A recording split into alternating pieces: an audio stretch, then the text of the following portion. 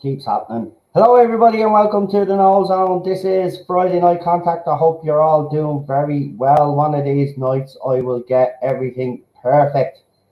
But yeah, here we go. Hopefully, we will be okay tonight. And we got a couple of people in the chat, and we got 10 people watching at the moment. We got Nicholas Horton in the chat, and we've got Garbage in the chat as well. I'll put a poll in the chat as well, which we will end at the end of the stream.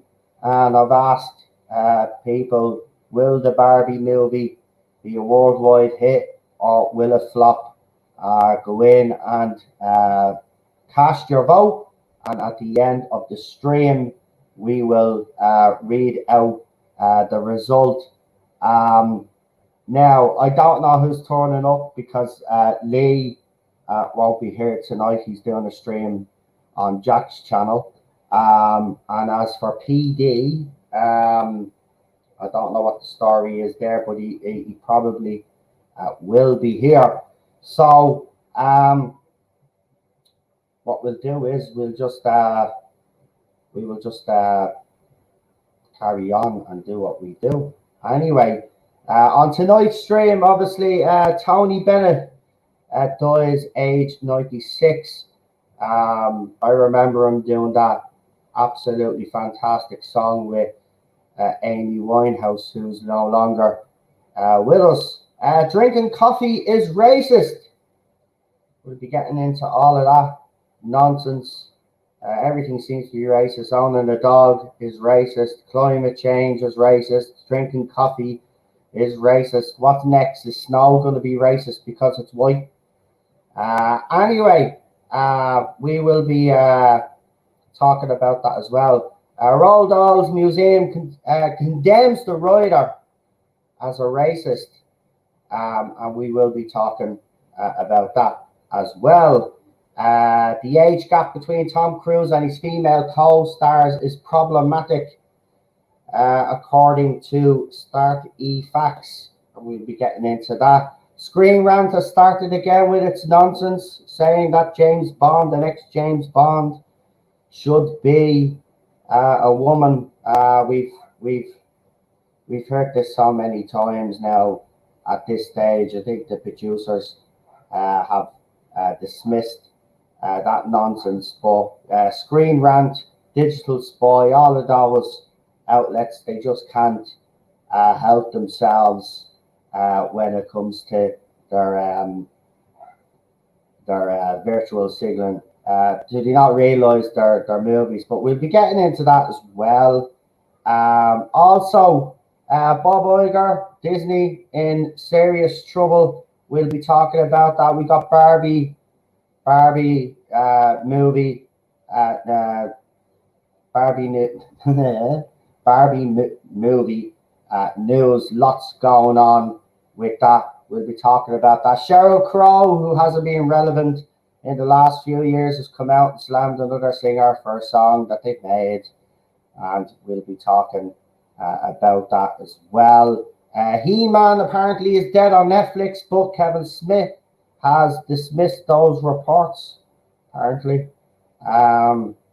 In fairness, did anybody like his He-Man? Because I remember the reviews for it. It was absolutely divided everybody, as most of these things nowadays unfortunately do. They just can't or seem to want to write anything decent. But we will also be talking about Grace Randolph and critics, modern critics. Have they lost their credibility? Because if you see her review for Oppenheimer and then a review for Barbie, it's absolutely startling that this woman has been made a film critic, in my opinion. But a lot of the film critics, let's be honest, have been absolutely dire. The Last Jedi was the worst film, according to John Boyega. Braun Creative Company behind Joker and Ghostbusters Afterlife also files for bankruptcy. Prince Harry and Meghan Markle wanted to hitch a ride after the Queen's funeral, after the Queen's funeral on Air Force One, and basically they were told to buzz off. Bob Odenkirk has said, you know, I don't give a crap really if you're broke. We've got to do this strike, and we're going to talk about that as well. And as I said, the Barbie movie news, apparently it's flopped in Korea, and we will be talking about that scene that everybody seems to be talking about. And the same director behind, obviously, Barbie is going to be directing the Chronicles of Narnia, and quote unquote with their own twist. And that's everything that we have going on tonight. Now, what I'm going to briefly do before we get in, before we get into it, Cinnamon is obviously have to send me something, so that must be a yes. Okay, yes, okay. I will send you an email now. Just bear with me.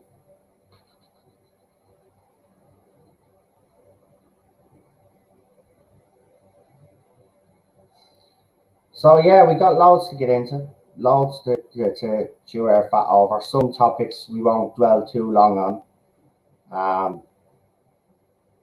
But the Disney stuff, pretty sure is gonna get everybody's attention. So that email is sending to you right now as we speak.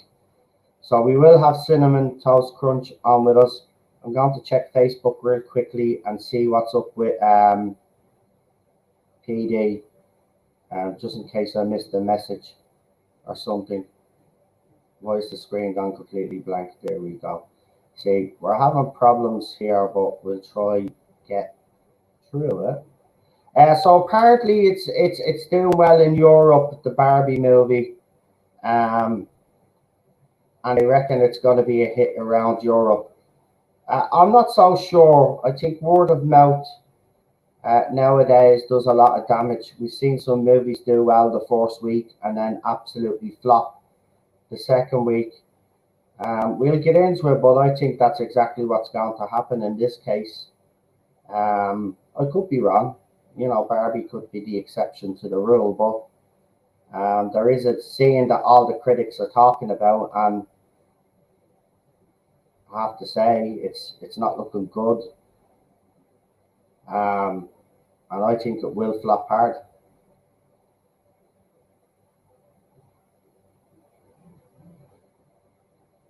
Sorry, I just need someone hold on.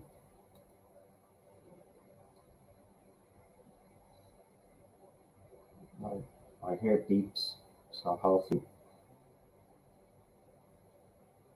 All right, that's Cinnamon. So let's bring Cinnamon. We got Matt in the chat as well. So there's Cinnamon. Hello.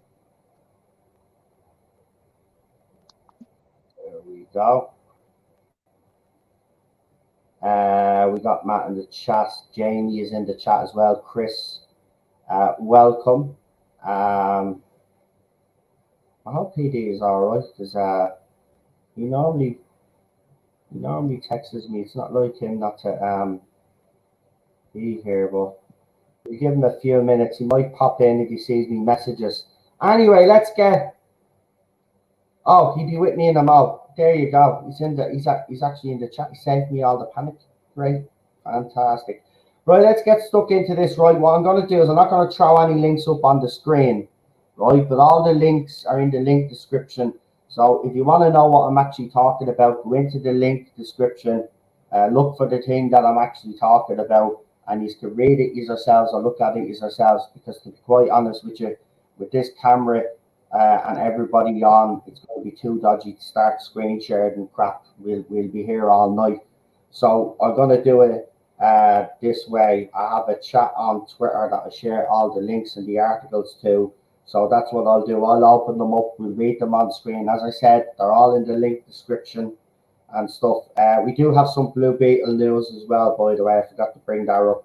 But I think we'll start with this ridiculous. We'll get the easier topics out of the way.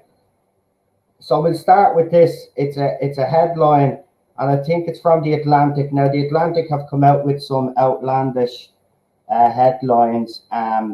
They said that They've also put out an article saying white people owning a dog is racist, and we should give our dogs up to black families. That's the type of stuff that they come out with. So this is the latest whopper of a stupid article, and this is the headline, folks. Is coffee racist?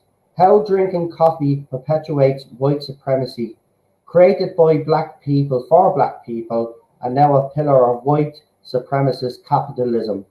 If you consume coffee, you are helping an industry built on racism. Cinnamon. What can you say there? I mean, goodness me. I mean, come on. I mean, it's everything now. I mean, you're seeing all sorts of news articles over the years about this is racist or something like the English language is racist.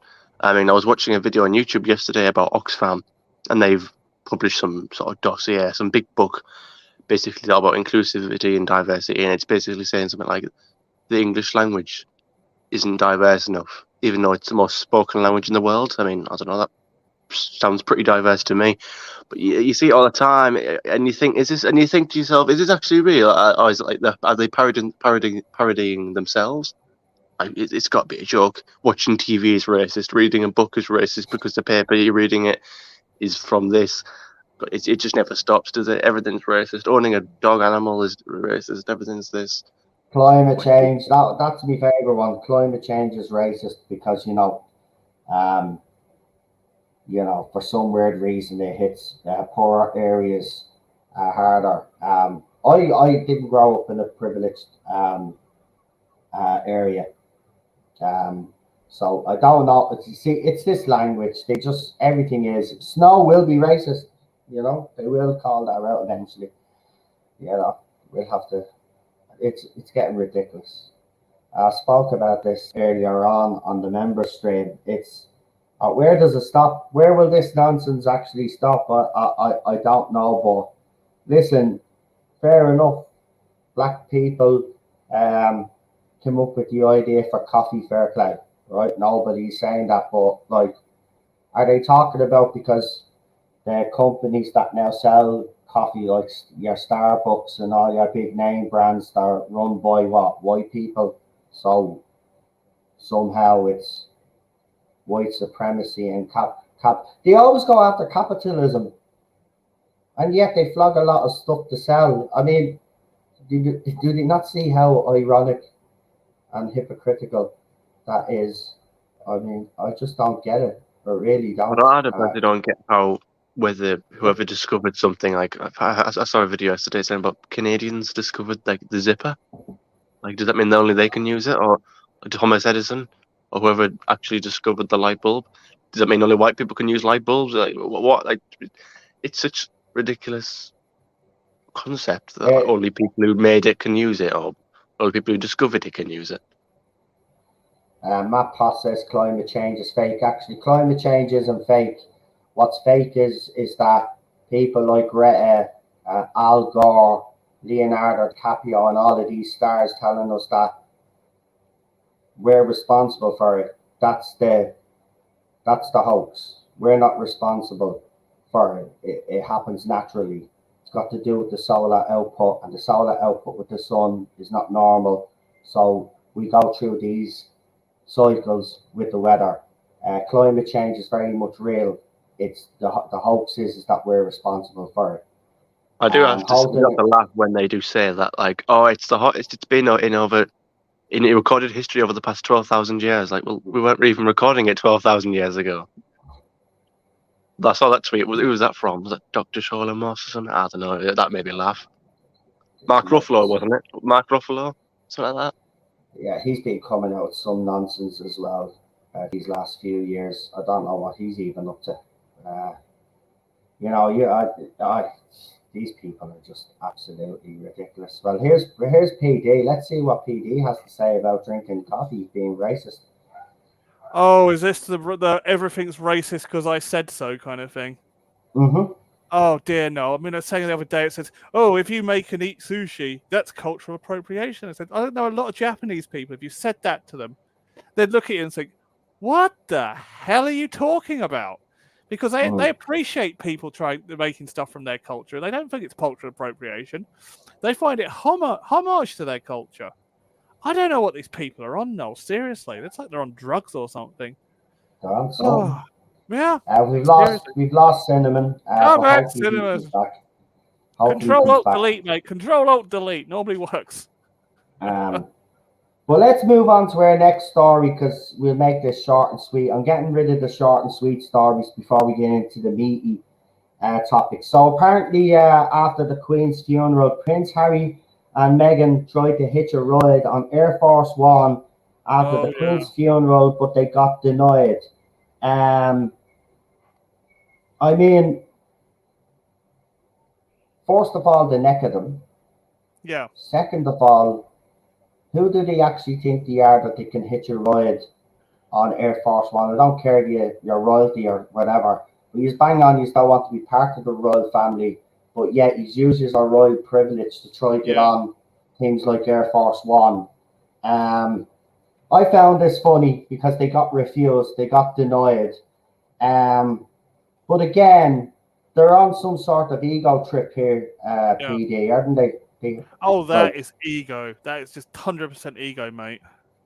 What they're doing, it's like, who the hell do you think you are? You're technically royalty, but you're acting like eldritch gods or something. It's like, what are they doing? It's absolutely funny. Cinnamon is back. Let's see what Cinnamon has to say about them. I'll just log in. Is good. There you are, Cinnamon. Prince Harry and Meghan Markle trying to hitch a ride on Air Force One.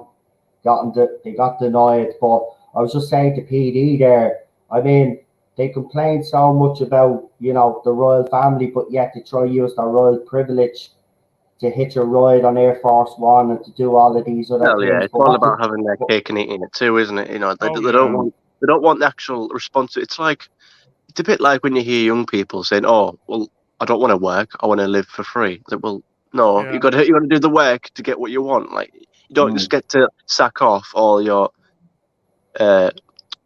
duties and traditions that have been in place for hundreds, if not thousands, of years, and yet still want to reap the benefits from it. I mean, I'm sorry, but that's just not how the world works. Good thing that they couldn't get on it or whatever. I mean, they do have some brass neck to even think that they could even get on the plane. But this is why I don't like them. I personally don't like them. It's the fact that they bang on about how much they don't want to be part of the royal family, but yet use their royal privilege when it suits them. And she still uses her titles. Like, if you're separating yourself away from the royal family, well, then you must give up your privilege. But as Cinnamon said, they want their cake and eat it, but you can't have that. That's not the way it goes. Listen, I've no dog in this fight because, I don't really give a shit, but I just find it funny that these two think that they're so, I don't know what they are, that important that they'd be allowed on Air Force One. Absolutely ridiculous. About security clearance, Yeah, I mean, look, they got told there wasn't any room in the inn. Simple as that. Yeah. And Prince Harry and the royal family, members of the royal family, bang on about climate change, and there he is getting on an aeroplane. It's like it's hypocritical. I hate these people, man. Hypocritical. But let's move on because I don't want to dwell on this too much because Zack Snyder cultists are a bit weird. It's all gone a bit sour. But the Flash scrapped climax could have given Ben Affleck his doomed solo Batman movie, confirmed Superman Henry Cavill's Man of Steel 2, and look exactly like the dream every DC EU fan once saw. The buzz around the Flash refuses to fade, and now the news about its scrapped climax is leaving us shaken. So apparently James Gunn is responsible for taking out the cameos. As we do know, there was reshoots, but this is why people are having a problem with it, and I kind of on the Zack Snyder cultist side this time. Yeah. Because they're saying, well, if you didn't want these movies, then why did you put Ben Affleck's Batman in the Flash movie? Why did you keep him in the Flash movie? Why would you do all of those cameos? So again, James Gunn, look, you know I don't like James Gunn, and I can't outright accuse him of being a liar, right? But we've seen incidents where he has outright lied to the fans on his social medias. And news like this coming out, everybody is not happy with the slate that James Gunn is planning, right? It's obvious. There's rumors about the Superman Legacy movie is going to, do what Hollywood does. It's gonna virtual signal. It's gonna have messaging in it and stuff like that. You know where I stand with this whole universe. But if this news is true and he scrapped all of these, but then he uses Ben Affleck anyway in the movie, can James Gunn be trusted to move the DCEU forward? PD, you can take this one first. I don't think it's going to work. I think it's just there's too many rival clans in this one. You've got like the kind of classic kind of what you might call it one. You've got like, what's his name? Willy Wonka and the Chocolate Factory. Oh God, it's gone from my head. Tim Burton. You got the classic Tim Burton fans. You got the animated movie fans. You got the Ben Affleck fans. You've got the Christopher Nolan fans. You've got too many rival clans. So he's not going to do it anyway because always someone's going to find something wrong with it because you've got too many iterations of Batman. Oh, and you got the new one as well, the Batman fans as well. It's like you got too many iterations, so whatever he does, he won't please anyone. They just need to all come on the table, agree to one Batman, and run with it. I agree. I think there's too many Batmans. There's too now with this. I haven't seen the Flash movie. I refuse to even watch the cameos, but I do know that there are cameos and there's other Supermans introduced as well as Batmans. I mean, make up your mind, James. You're either not, doing all of this or you're just going. He's giving mixed signals, and I don't like that. I don't care. I've said it from day one, and I'll say it again. I think DC is in trouble anyway. Yeah. But I don't think James Gunn is the savior that everybody thinks he is, and I think he's gonna fail big time. I think when you try and please everyone, you end up pleasing no one. Amen to that. And that's what I think he is trying to do. And look, you probably would have been able to do this like 3-4 years ago and try this, but we're too far gone. Yeah. We're too far gone. People are better, and I don't think he understands. People are better over Henry Cavill. Yeah. They wanted that Man of Steel too. I did. I wanted Ben Affleck to actually have a decent Batman movie. Yeah. Because I do actually believe that he is a good I really do love his Batman. I'm not messing. Like Christian Bale for me, Michael Keaton, Adam West, obviously. And I have watched some of the animation movies, not all. I'm not going to sit here and lie to you and say I've watched every single one of them, but I went through some of them, right? But fans are better, and they're not going to easily forgive. This is I don't think it's going to work, man. And Joker 2 is coming out now. I mean, it'll be interesting to see because the first movie was such a huge success. It'll be interesting to see now because we'll get a measure of the DC fans and how they're feeling, though. And I think this movie will show the state that DC is in. Because if it doesn't get anywhere close to the first movie in terms of revenue generated or box office take-ins, then we're in a bit of a situation. It's a shame, but I think there's fatigue there as well. They don't understand, but they're just gonna, as I said, they're gonna drag the dead horse through the desert. Yeah, that's it. Flogging a dead horse. It's sad. It's sad. We did have a good. Well, I mean, we're not with DC.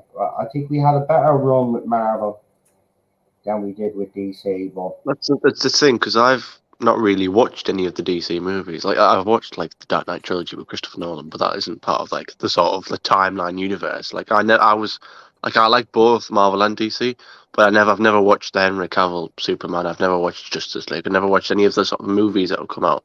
So for me, it's really confusing because I don't know which bit's like part of the universe, which bit isn't. Like I know the Joker film's its own thing. No, like so many different Batmans. Then that was confusing because I know the Flash has brought back Michael Keaton. So then you got like two Batmans in the same thing, and it's like, for me, I'm like, where do you start? Like, Yeah. and then like when I watched that James Gunn video, where he was explaining about what he was going to do and his new vision, I thought, well, okay, but like, I guess it was more, I don't know, I guess it was a video that was kind of designed for people that were already on board. Like Yeah. I watched that video and I was left feeling rather confused because I think, well, because he was talking about that's legacy stuff. It's still there, but it's in its own thing. And this is the new stuff. I said, well, but where do you start though? That's the thing. Mm. I get that's a me issue because I didn't get on board from the start, so I get that. But for new prospective fans and wanting to get on board, like I believe in anything. Like, so for the sake, for example, Doctor Who, if you're a new fan, I would suggest you probably start with series 1 and then maybe work your way up and then maybe start a classic series. But like, yeah, and then, you want that jumping on point. So even if you're a new fan, you know where it's crystal clear where to start. Like with, for example, Disney Plus. If you go on Disney Plus, you go on the Marvel page, you scroll down, it shows you in timeline all in order of how to watch it, and it's pretty clear. But with this, for me, I'm like, well, where do I start? What's that jumping on point? Where do I get on board? Because I really want it. I really want to. I really would like to get involved. But it's like, well, where? Mm. Yeah. It's like literally like pick one. Literally just do Infinite Crisis or Crisis on Infinite Earths. Pick a universe, go there, stay there. Exactly. That's my attitude to it. Chris Persia has a comment there. He goes, Gun is about nepotism. Sorry. He only uses his friends and family. It's that simple. And good luck to Gunn having Nathan Fillion as Guy Gardner when he was already TDK in his Suicide Squad. I know, yeah. I mean, Gunn as well. Those comments that he made. Well, I'm going to get the same actors that do the live action movies to do the voices of the animation so it can stay uniform. I mean, it's ridiculous. Then the actual voice actors are putting them out of work. Yeah. Jamie Knight says sequels tend to make less money. Yeah, I agree. But I think it will make a big profit. Matt says Margaret Robbie will not be Harley Quinn again. Well, if our Barbie movie, which we will be getting into a little bit later, flops, I don't think she'll be getting the choice to play many roles after this. Lee says blockbusters are too bloody long nowadays. Yawn. Nicholas Horton says Henry Cavill wasn't given the chance to play the proper version of Superman that we all know. I agree there. It's such a shame though, because he should have been given a second movie. Yeah, like that was a big, massive, like missed opportunity because clearly a lot of love for Cavill, even though I haven't seen that Superman film. I hear you guys talk about it, and I hear everyone bang on about it. There's a lot of love there. So to sort of like come out and then make that big, bold choice, like, no, we're going a new direction. No, we're not going to bring him back. It's like, well, that's like throwing a giant stone in a small pond. That's going to make a hell of a ripple. And it's like, well, okay, well, if you're going to do that, fair enough. But you've got to do something that's just as good or even better. And it's like, what we've got isn't better. So then you sort of left pondering, thinking, well, why didn't you just keep what you already had? Like, why fix it if it wasn't broken? Maybe. Yeah. Like you had a golden opportunity on the plate right there. You could have used it. It would have been great. Yeah. But you didn't. Complicating the plumbing and blocking up the drain. That's Him in a nutshell. Matt Poss says they need to focus on the old comics. Holden says they enjoyed the Peacemaker series though. Superman Legacy will bomb. says Lee Halford, and Chris is just responding there to Matt. Now, the next topic I want to bring up was about Bob Odenkirk, but I've just realised now that discussing film has blocked me for no particular reason whatsoever. Now, for anybody that knows, on Friday nights, I use a lot of their articles actually to do these streams, and they've blocked me. So I could see what I have to read out, but I wanted to read the article, but all I could do now is just read the headline. So this is what Bob Odenkirk had to say about the writer's strike. He says, Bob Odenkirk responds to certain stars wanting SAG waivers to allow them to promote their films. And he responded, don't. It's a strike. Strike. You lose, we lose, everybody loses. That's tough shit. Now, I just want to respond. I didn't mention this earlier on when I was talking about it, but it's easy for him to say because he's an actor. And he makes an awful lot more money than the writers actually do. We all know that the actors are the ones that make the big bucks, right? So it's easy for him to say to everybody else out there that's thinking, how long can we actually do this? Because we need to put food on the table. He's going around, well, it's tough. I don't care if you starve. It's a strike. So I want to ask, how long can they hold out? Because it seems that some within the industry are, they're starting to panic. They want to be able to promote their films, writers, actors, actresses. How long can they hold out? The ones that are and you know what? A lot of these actors and writers have been putting up videos on Twitter asking us for their support. And in one particular one, I went in and I wrote, I says, why should we support you when you have produced nothing for the last 10 years but rubbish? And then when the fans and the consumer, your customers come out and have criticised, you've called them racist, bigots, sexist, and every other name and label you could think of. Why should I support you? Exactly. I says, I don't feel sorry. And that's how I feel on it. I don't feel sorry for them. I'm not going to support them. It's a bit like a sort of like a grandchild, who begs their grandparents for money, and they treat them horribly and cause nothing but problems. But yet they're always coming back to say, "Oh, can I borrow 20 quid?" It's a bit like that. No, you're getting fed shit. Sorry, I don't know if I can say that on YouTube, but we're getting fed nothing but content that we don't like, and then if we dare to even voice our opinion, we're shot down and slated with every name under the sun. And then they're coming back and becoming grifters and saying, "Oh, can you support us? Support you? You should be supporting me." I'm sat there, where I'm the one that's waiting a 12-hour shift, on my £10 an hour, while you're sat there striking because you're not getting your millions that you want. I mean, goodness me, get a little bit of perspective. Yeah. I mean, it's ridiculous.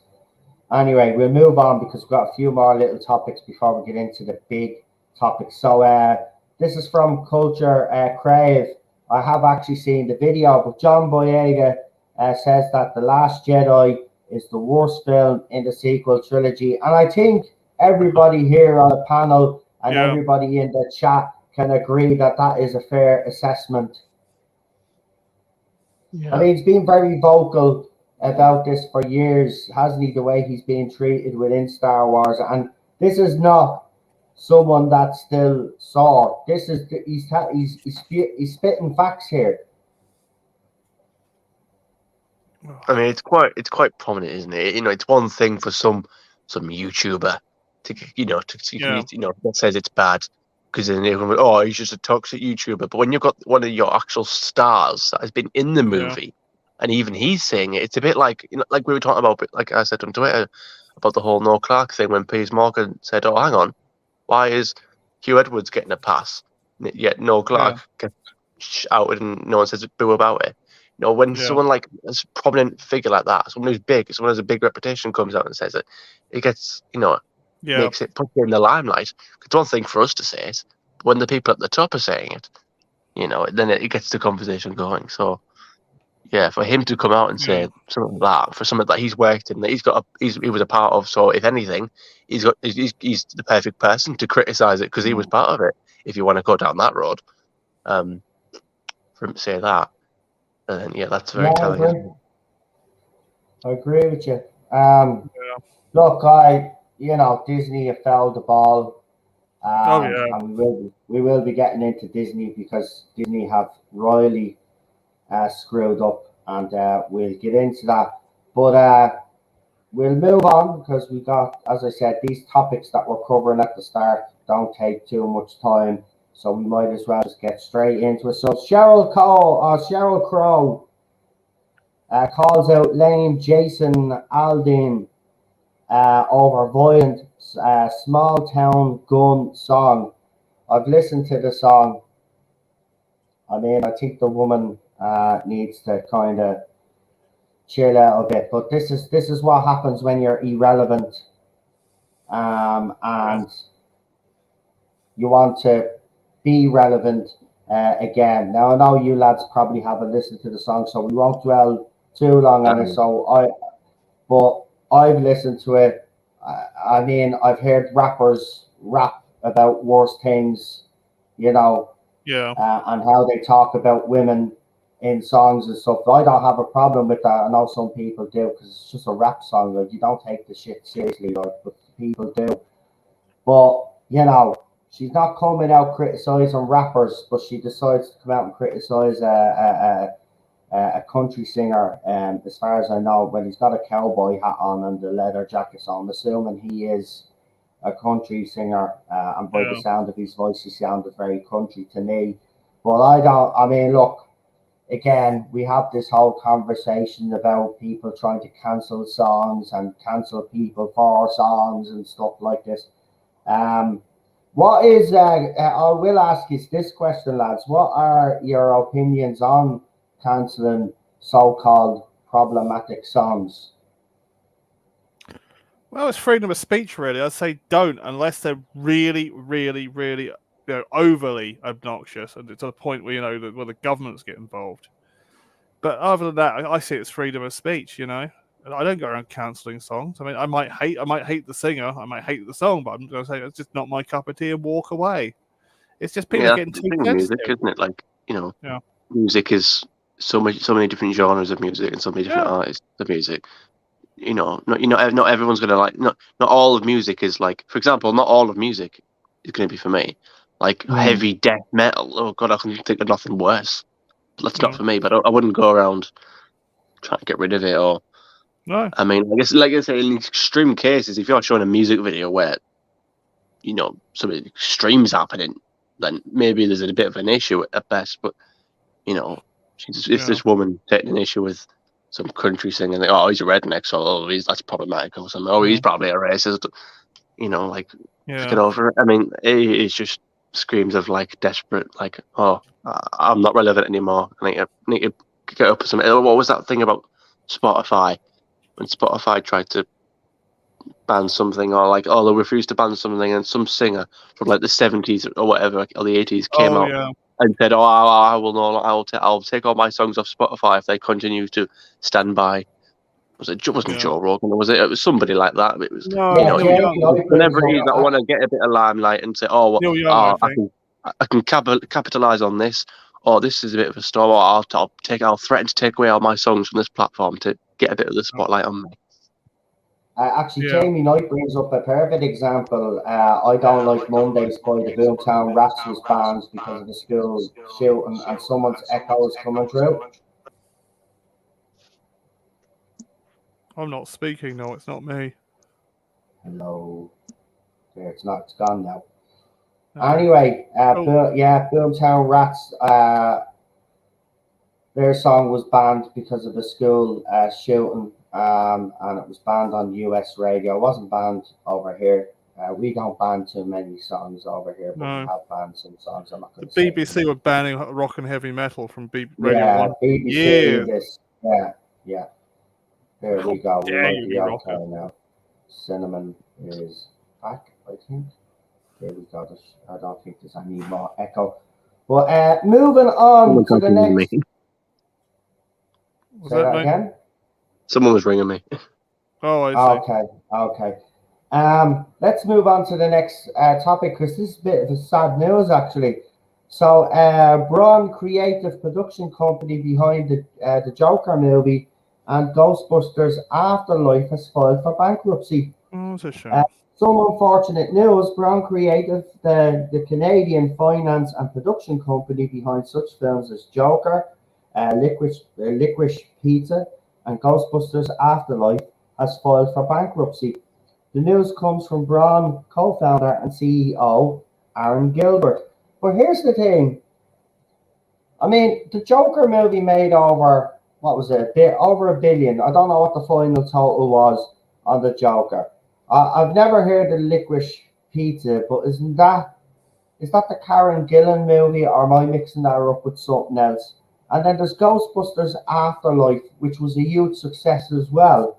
So how is this company filing for bankruptcy, number one? And number two, guys, I want to ask you, and you guys in the chat as well, do the bigger studios have a responsibility when you get little independent companies, production companies like this coming in, to help fund the movie? Should there be a responsibility for the bigger companies to make sure that these smaller companies are not going bankrupt? What do you think, lads? It's the way the industry works. I can tell you all about this. I've kind of got a bit of a degree in it. The way industry works. It's like in theatre when when a production turns up, they're only renting the theatre for so long, and they're only being paid a set wage, but it's been what you may call it for by the studios. And the studios get the idea, they greenlight it, they pay for it, but they'll go and haggle with the production companies, and they'll set a cost. And if something goes wrong, they can go, "Oh, we need some more money. We need some more money." That kind of thing. But they only get that set cost. Yeah. They can get like royalties and all that. It's the writers that get all the royalties and everything. I mean, they only get like a little percentage from like from sales, from like from cinema tickets, and very little. And they get to negotiate. That's it. Negotiate. That was the word I was looking for. Sorry, I had a brain fart. They get to negotiate what they want. If they want like 3% royalties or 3% the merchandise, they get it. But if they don't negotiate for that, then they're not going to get it. This is the whole thing with George Lucas. I mean, the reason he's still around. It's same with the heavy metal band Iron Maiden. They negotiate for what's their royalties. They get all the money from the merchandise. Lucas used to get millions of merchandise, and that used to keep them going. But if they're not getting the merchandise because the studio said no, then this is what happens. But I don't think the thing about it is the next Ghostbusters will probably just be made by another production company, and assets they'll just buy assets or transfer assets from this production company. It's weird. It's just the way the business works. I mean, that's why I turn around and say, go work for a broadcaster, because there's less chance. It's steady work, and there's less chance of going bankrupt. Unless they really screw up like some of the broadcasters lately. But that's kind of how it is. It's just the way the industry works. Sadly, I don't know how. I mean, the only thing they can do is a studio can buy them out cheap and bring them in and amalgamate them and save half their staff, kind of thing. But that's about it. It's kind of just how the way it works. It all comes from theatre. It just kind of steadily works up from theatre. Everything like stems from theatre. Yeah, but I just don't know how, Noel. Don't know how they could be responsible for the simple reason it's kind of a separate entity, and it's probably because of the lockdowns and all that. It's why they didn't get much work and they've gone bankrupt. So I'd probably say, as a Canadian, I'd probably say it's Justin Trudeau's fault for all the lockdowns and lockdown rules and just heavy rule impending. So I'd say it's in fairness, though, in today, bankruptcy is not the way it used to be years ago. I mean, you can go bankrupt and still have a functioning company and move on, but obviously not as you were. But you make the changes necessary to be able to move on. Yeah, but it is sad. It is actually sad. If they're lucky, they'll get bought out by someone and they'll retain most of the company and most of the people and just go on under a different name. Yeah. That's what normally happens. A bigger company just swoops in and buys them out, and salvages, either liquidates or salvages what they can, and that just brings them under their brand. Yeah. It's kind of how it works. It's all like that. That's how the industry kind of works generally. No, I haven't seen the movie yet, but I will watch it. I'm just in the middle of TJ Hooker at the moment, and I'm hooked.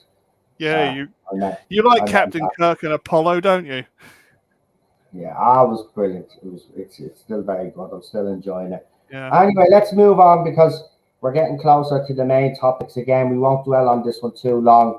And we'll let Cinnamon take this one because we let Sure PD take the last one because he's the expert.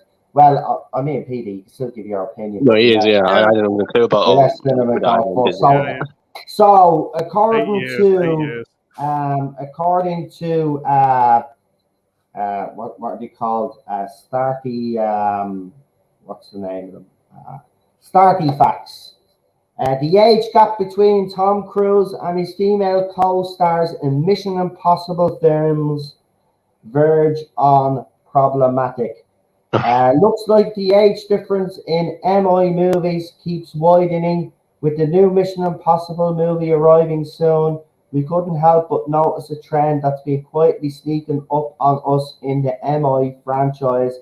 Yes, we're talking about the ever-widening age gap between Tom Cruise and his leading ladies, and then they go on to then show us the age gaps between each one. But I said this earlier on, you're absolutely stupid. Whoever wrote that article, who wrote that article, I won't name them, but I just want to just kind of, stupid. Anyway, right, the reason why it's stupid is because they're fictional characters, right? It's not as if Tom Cruise is banging every single one of these co-stars, Jordan Philman we never hear that he's romantically linked to any of them or anything like that. He does his movie, they're fictional characters, all right? So, again, whoever's wrote that article, let me see, I bet you it's a woman. Right? I bet you it's a woman. Right? This could only be written by a woman. I mean, it's ridiculous because it's like you said, it's a film. It's a fictional thing. I mean, I don't want to say this because I don't want to get sued. But considering it's the people that think it's problematic, this is Hollywood and they're promoting. In fairness, right? Your age gaps. I'll say it when I'm wrong. It was written by a bloke called Benjamin. That's all I'll say. Well, like I've got Benjamin then. Well, listen. Sorry to all the Benjamins out there. But it's a fictional. See, this journalist, dirty mind, you see, at work, and then he does an article and rejects. Okay, it's a fictional character. Ethan Hunt is a fictional character. Every co-star, unlike James Bond, right, where James Bond actually beds every single one of them. You never see that happening in the Mission Impossible movies. There is some sexual chemistry there, but there's never. We never see scenes where he's bedding, bleeding women all the time like James Bond has. Again, these are journalists that are looking for things to make it out that they're problematic. There's nothing problematic.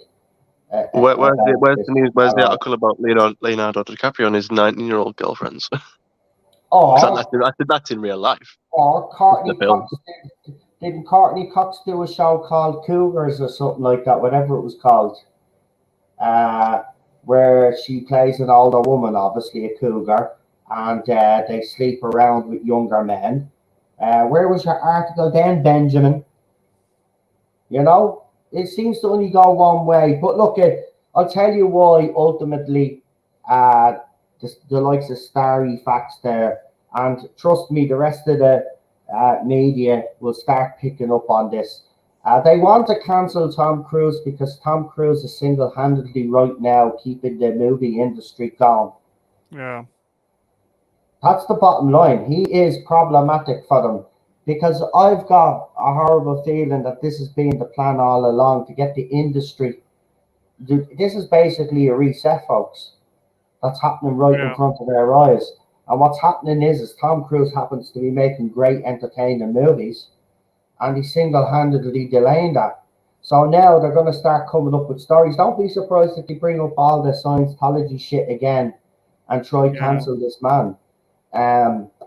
But we should support Tom Cruise. I can't wait to see the new Mission Impossible movie. We're all excited for it. Dead Reckoning Part 1. Can't wait to see Part 2 then when that drops.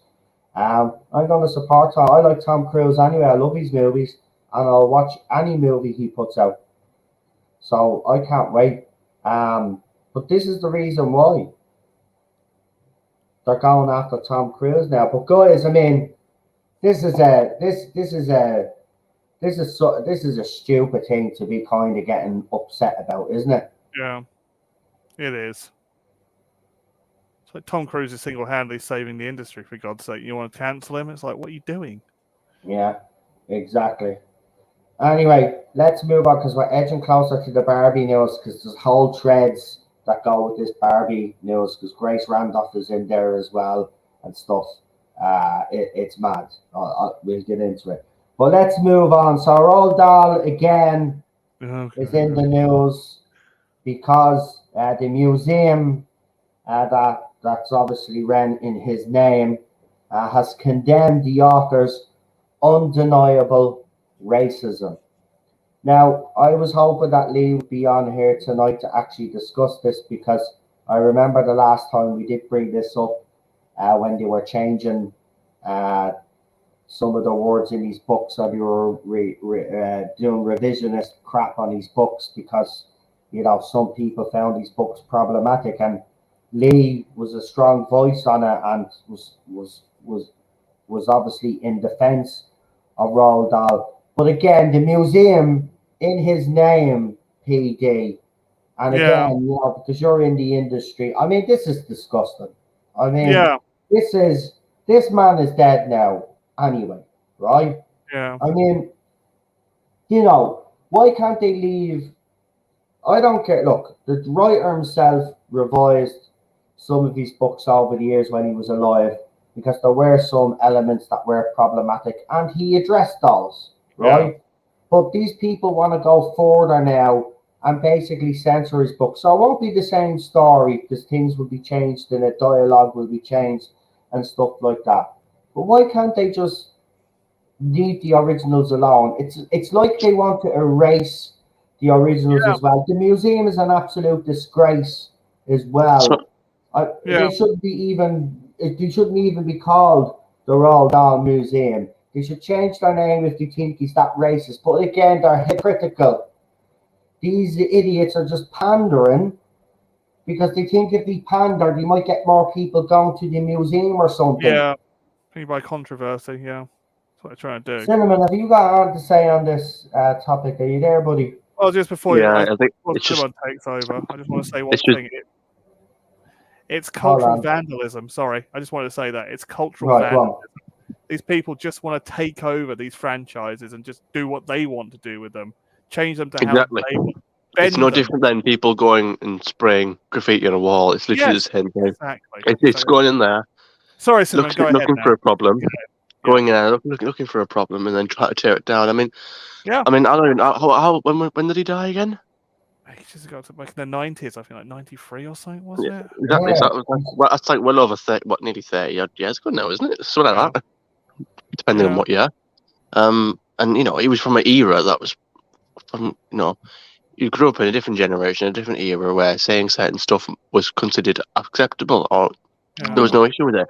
I can't stand it when people look at things that happened 200 years ago. Like it's the thing with slavery. Yeah. And like people look at it now, oh God, with such disdain, which yes, they should, obviously, but it was the norm back then. It was accepted. People didn't know any different. I'm really getting sick and tired of all this sort of like looking at the past with new lenses. You need to look at the past and learn the lessons from it to act in the present to make a better future. Yeah. You don't look at it and think, oh, well, we need to erase everything that happened, because then that's not being faithful to history. History is. What did Churchill say about that? Quoting George Santayana. He who doesn't learn from history is doomed to repeat it.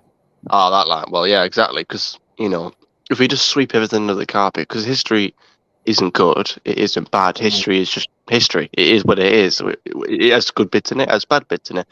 It's called being human. You know, not everything's going to be perfect. Yeah. They just need to leave it alone. I mean, I've always found with the Roald Dahl book, it's written in a certain way. Like it's written like as if a child's written it, like the way a child would, Yeah. like a child's imagination, like the way it talk about witches or something, or the way it talk about fat characters, or the way it talk about, and the way it describes some of the characters that are in the show, in the books. You know, it seems to me that it's written from a child's kind of imagination. That's kind of what it's for, isn't it? You know, these are children's books. It's written with a children's imagination, one kind of things that children think about and what they perceive. Yeah. You know, it's like, I'm sorry if you call an old woman who looks a little bit like an old woman who's got a bit of a wart on the end of her nose. It looks a little bit like a witch, because that's what a child's going to think. If I was a kid, especially being autistic, I'm going to see the visual things. If I see an old lady and she's got white scraggly hair and, you know, a long nose with a wart at the end of her nose, I'm going to think, oh, she looks a bit like a witch, doesn't she? No, that's just silly kid stuff. That's the beauty of it. If that's somehow offensive, then we've lost our innocence. We've lost our childhood innocence. Exactly. We've got too much of a cynical eye. Yeah, they want to come out the vat they've grown you in and know everything straight away now. That's their attitude. It's disgusting. Children can't be children. They can't grow up as children now. It's ridiculous. Yeah, absolutely spot on. It is. It's a shame where we're heading, but you know there is pushback. People are starting to speak up. You know, the public. The tide is turning. It's a slow process, but the public is turning. They can see exactly what's happening here. Right on the wall. I think people are starting to wise up. Some will argue. I was looking at Just Stop Oil because I was seeing videos of it. Just videos that the Daily Mail was uploading onto YouTube, and I wanted to actually have a look in the comment section to see actually how much people had sympathy for these people. There wasn't. Literally, all the comments are just saying how much of a pest and nuisance these people are. These people, the average, normal people, do not want this. They don't care. They don't want this. It's just a hindrance on them. They see it as nonsense. And the people who are actually paying attention is the people who are fighting back to kind of save the culture, and the people who've got nothing better to do than sit around on their trust funds without a job, who've got all the time in the world to complain about these issues. Yeah. Yeah, it's a bit of a bad situation, man. Literally, one of them was like a doctor. He said he wore a sign saying, "I'm doing this for my patients." No, you're not. You're not doing anything to do for your patients because you're not at work. You stood in the middle of a road looking like a pillock. Go to work and save someone's life, will you? Stand in the middle of the road and not help anybody. It's always white authors nowadays as well that seem to be problematic in our society. It's absolutely disgusting what's going on. Like, fair is fair, and fight fair. Oh, there goes my camera for some weird reason. I knew that was gonna happen at some stage, but let's see if we can knock it back on again. There we go. We're all good. But drag again though as well. They seem to be picking on people that are no longer around to defend themselves, and that's people. They do have a habit of doing that. Well, let's move on because we're getting closer to the two main topics that we're going to be talking about, which is Screen Rant's ridiculous article about James Bond. And then we have Barbie news, which in conjunction with all the Disney news that's floating about the Grace Randolph review and the critics and about their credibility and all of that. So we still have plenty to talk about, but let's get this this last one, and we're back to DC very briefly. So this comes in from Bounding Into Comics, and I do have their articles in the link description. But Blue Beetle described as a love letter to multiple ways of being Latino and an epic celebration of diversity.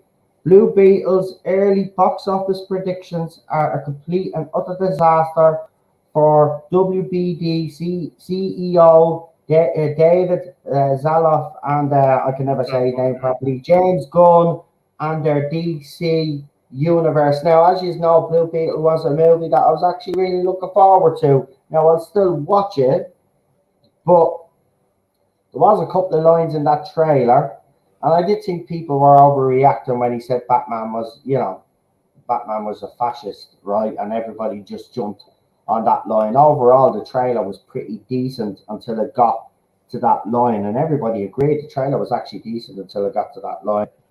Yeah. But from what we're hearing now, and the things that are being reported, and it's not just bounding into comics, others are reporting the same, that this is going to be exactly like what Hollywood has been doing right now. They just can't do a Blue Beetle movie with your guy out of Cobra Kai. Yeah. And just you see that with Cobra Kai, did he mention the fact that he's Latino or any of the cast? No, they don't. You just get on with it. So why couldn't they do the same with Blue Beetle? Look, I'll watch it, but if it's gonna go the way I think it's gonna go, it's such a goddamn shame, because I really was looking forward to this. I know some people are saying it's a knockoff of Iron Man, and that's fair enough. That's your opinion. But, there wasn't much that I was looking forward to in the DC universe. And this was something I really was actually looking forward to. And it looks like it's going to go the same way as everything else. But, guys, what have you got to say about this? I mean, Well, this is I'm the same. I get excited so much for all these things. If something will come out or a new trailer, and I get, oh wow, that actually looks kind of good. Like the Barbie film, like because Shooty was in it, I was actually kind of interested to actually watch it. And when I watched that trailer, and I think you reacted to it now, of them kicking the dolls or something. It was quite a funny trailer. It was quite funny. I thought, well, okay, I might actually give it a go. Now, recently, I'm talking about all this little girls shouting, "We're not mothers," smashing dolls' heads in, trying to push.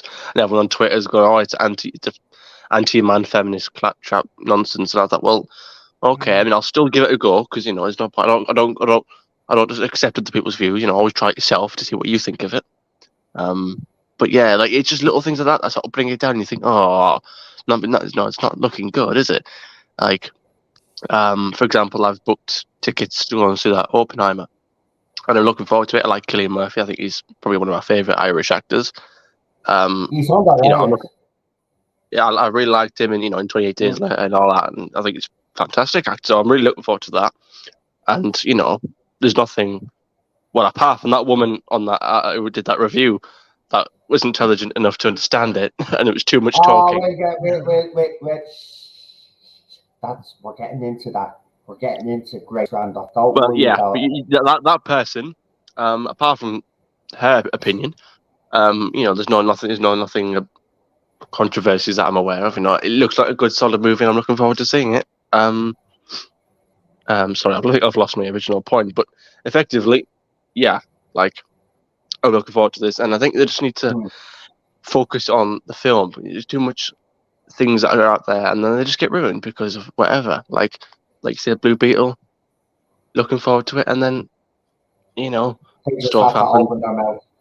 Yeah, all it takes is one thing to absolutely kill something, doesn't it? And that's for anything in life. Like, could be one thing. It could be Doctor Who. It could be anything. All it takes is for one stupid little thing to completely say, no, you've absolutely ruined that. Absolutely, you've turned away a potential customer, and then you'll get replies saying, "No, well, let the door hit you in the way out," and it's like, well, you're missing the point. Like, you could have had so much more. You could have had a bigger audience. But then you double down to push maybe a message or to do something, and then you make a mistake. Yeah. Anyway, we got some sad news in the music industry.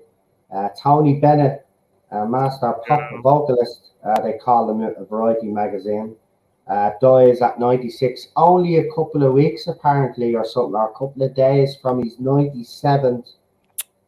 Birthday, but to all his family and friends, obviously we're thinking of them at this time. But he is a legend. I think as a kid, even like I grew up with Tony Bennett's music. I think everybody did. He was always around doing something. I think a few years back he did an audience with Tony Bennett. I think ITV used to do an audience with They did one. I know they did one with the Bee Gees, and I'm pretty sure they did one with Tony Bennett, or was a similar show. Maybe it was probably on Sky One. But he is a legend. And I thought we'd give him a few shout outs on here, man, because another legend. But 96, good going. Good Yeah.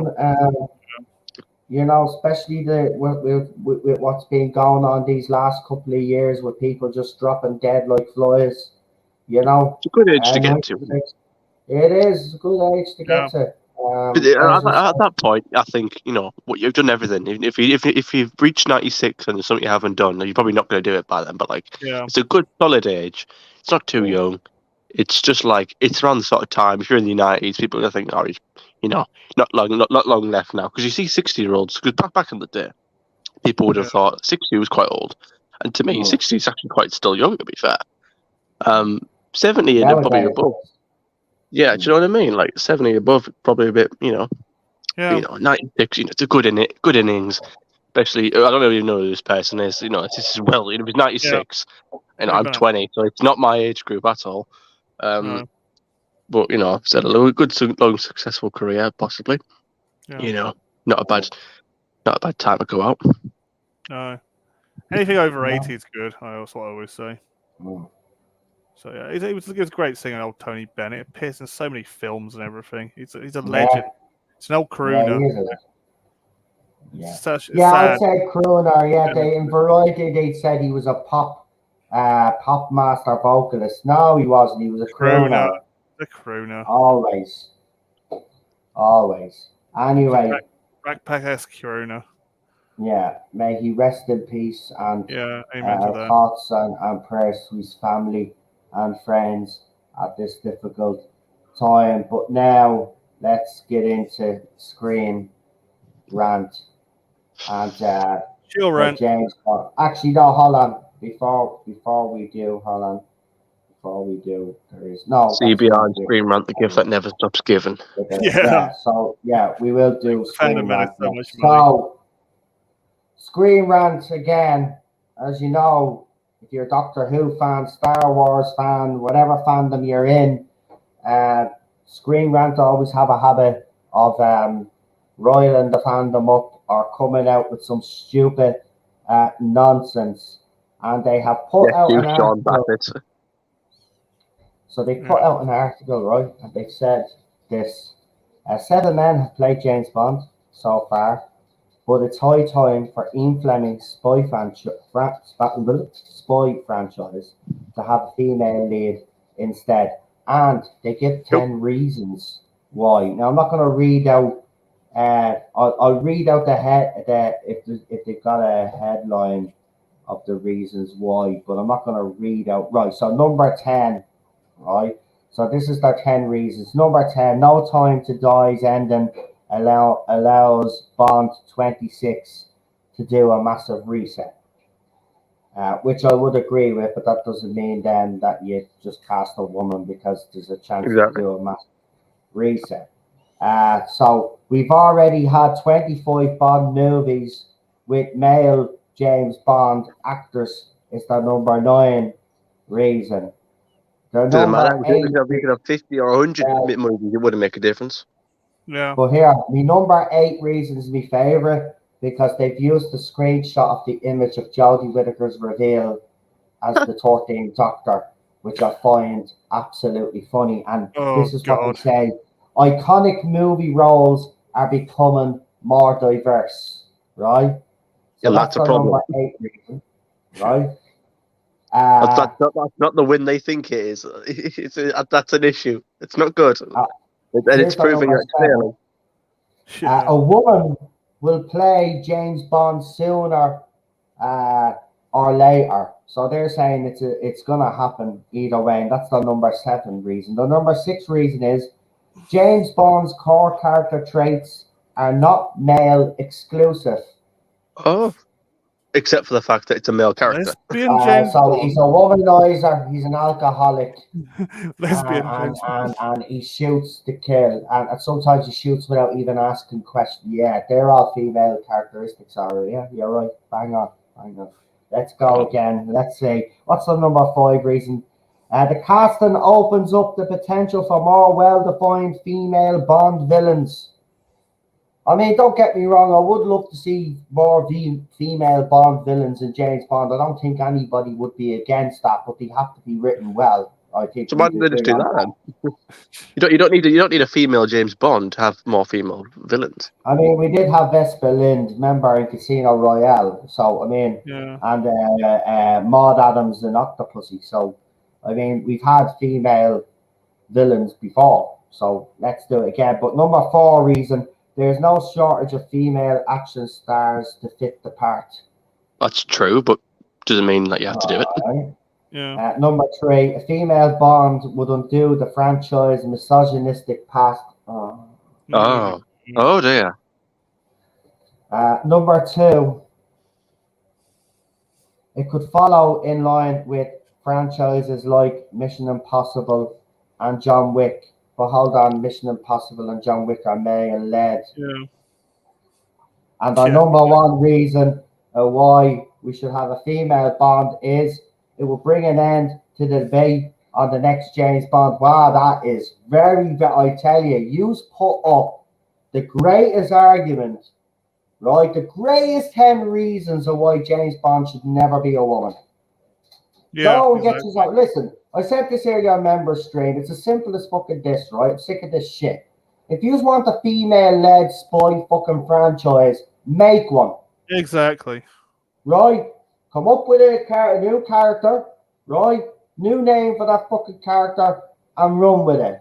Right? But no, you want to take an already established franchise because you can give it a leg up and give the female franchise more of a chance of succeeding. But it won't. Yeah. That's where you are getting it wrong, right? Whereas you did a standalone, you would get away. 10 yeah. They're not happening. 10 reasons to annoy fans.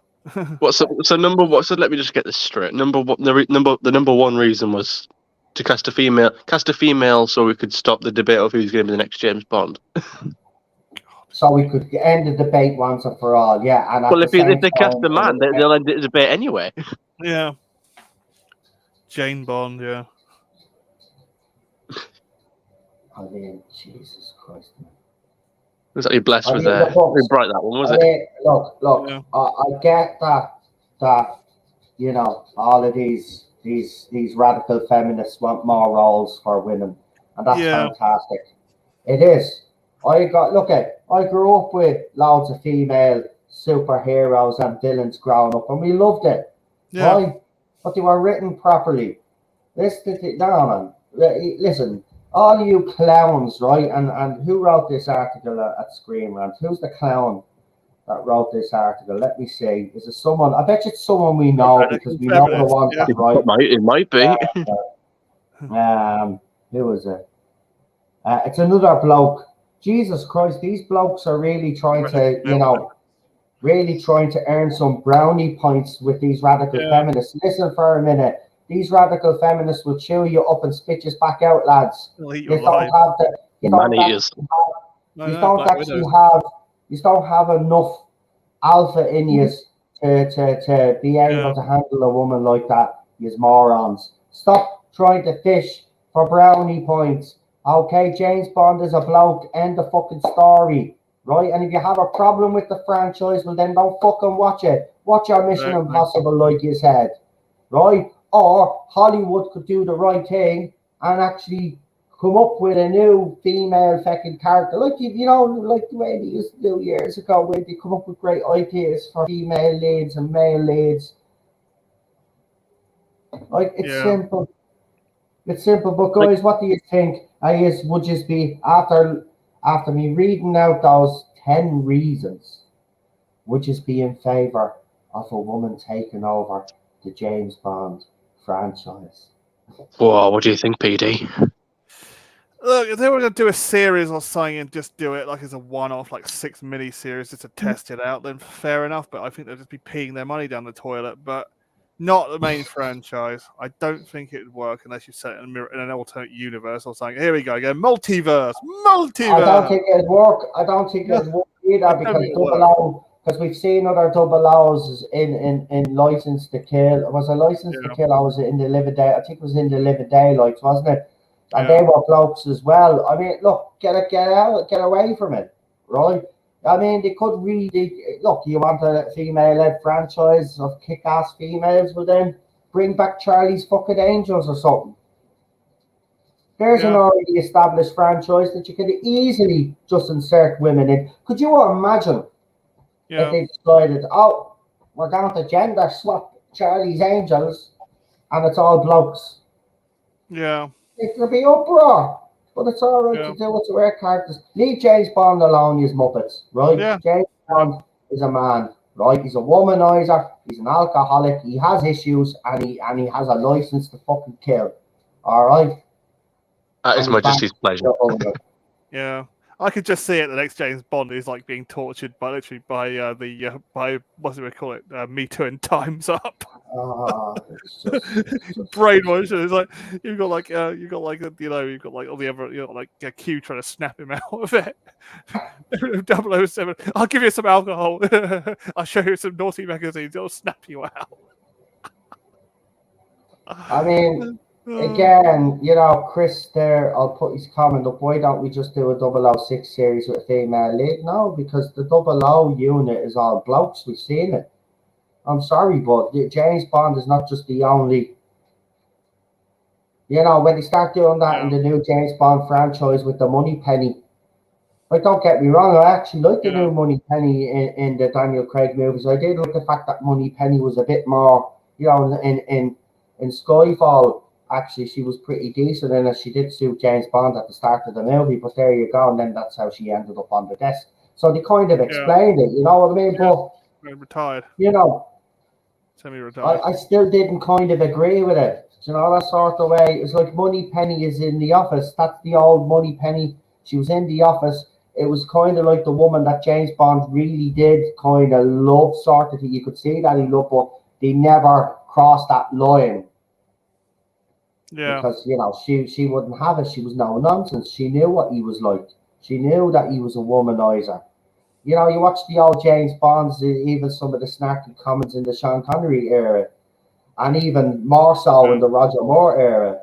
Like, you could see there was a connection between those two there, but they never crossed the line. They nearly did a few times, though. But, but I don't know, Chris. I don't know. Maybe it'd work, but I don't know. I think the 00 unit is... Personally, is all male, but maybe that's just me. Yeah. Bring back the Bionic Woman. Yeah, but then, okay, that's grand. But then what they do then is they'd race swap the role. Yeah.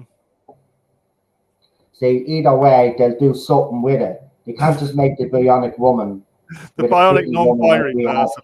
Back in the day, they'd have to do something with it. They have to change it in some way.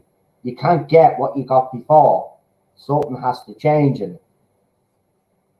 Yeah. I mean, there's some of these solutions. Well, wasn't the Bionic one about a woman who works with a different body? Yeah. So they could spin it and do about a woman that wakes up in a man's body, and then they say, "Oh, it's a big thing about trans." Yeah. Maybe that's how they get the kick. It ended up turning into how Doctor Who under Jodie Whittaker should have been. That kind of storytelling, but oh my God, yeah. But it's like you just leave it, The Bionic lay them. Henry, get away, Screen Rant. Bionic person. Yeah. Anyway. The Screen Rant does it again, so well done, all you so-called journalists of Screen Rant. Listen, I'm going to say it again. All of the media out there, and this actually does bring me into a nice little segue about Grace Randolph. And journalists, because she's done. So she reviewed Oppenheimer, and she reviewed the Barbie movie, and I'm gonna read you out. Obviously, what she said about Oppenheimer, and then I will tell you what she said about the Barbie movie, which I shared in another chat, but I have got it. So this is what she said about Oppenheimer. Now, guys, try not to laugh. And I'm actually being serious. Try not to laugh, because it's not very often that I come on here and say that we have probably met the dumbest critic on the planet. And that is not an over exaggeration or disrespectful to this woman. This woman should be nowhere near reviewing movies, in my opinion. So this is what she said about Oppenheimer, right? And as I said, try not to laugh because there's some sections of this tweet that's going to make you laugh. She says, a misfire for Nolan. Too talky, and like too many of his films, lacks emotion. The story is hard to follow, and it's unfair to history. What? But the film looks good, with some good performances, even if most of the characters are unlikable. Also, not a good use of IMAX. I'll read that again. A misfire for Nolan. Too talky, and like most of his films, lacks emotion. The story is hard to follow, is the one that cracks me up. It's history, woman. Oh God! It's basic history, by the way.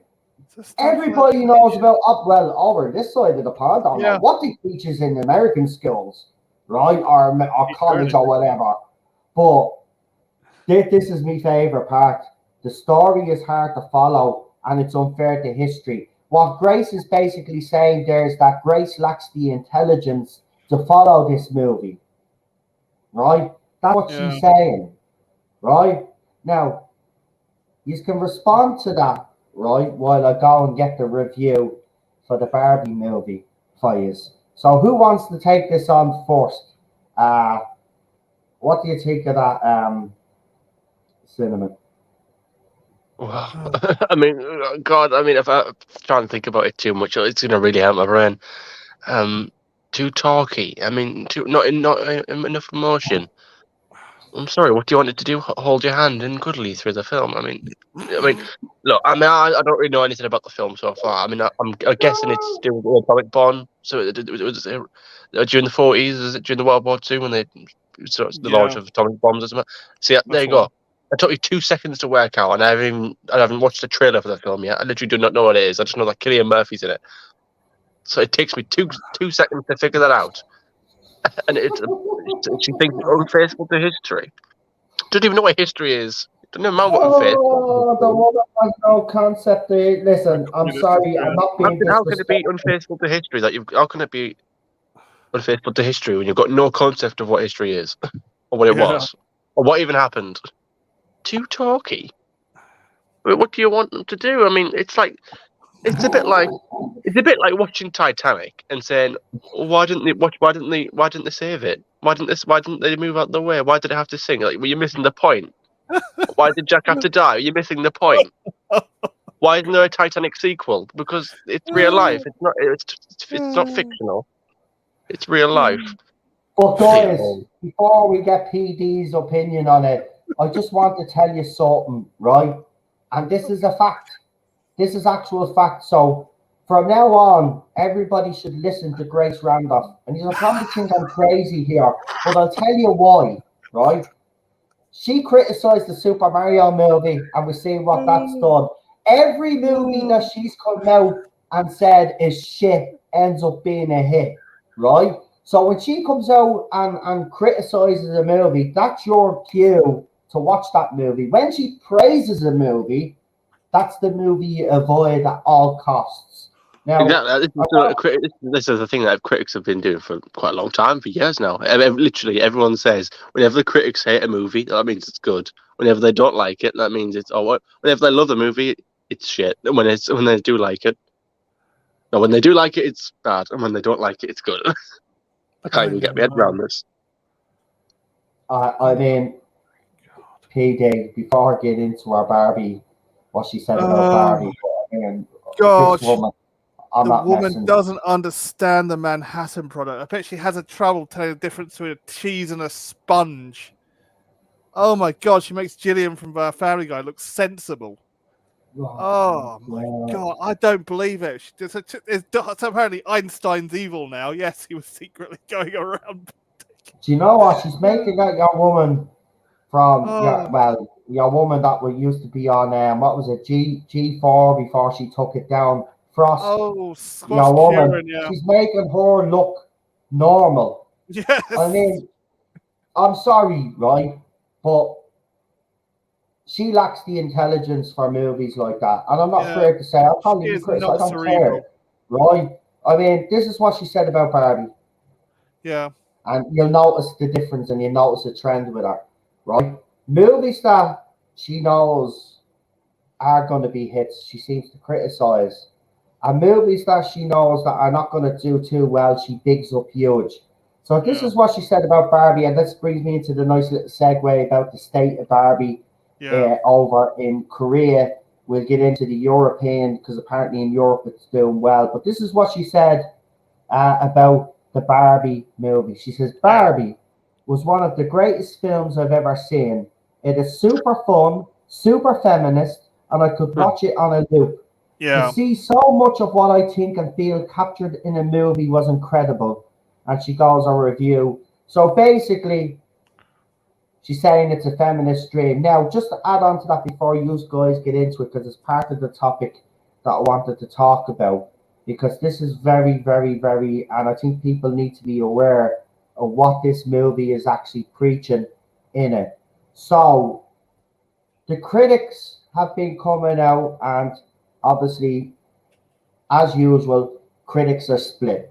Right, so you have the critics that what I believe are telling the truth about the movie, and critics like Grace Randolph who are deliberately lying about the movie, or they love the movie because it has every trope and every little ideology that they want in it.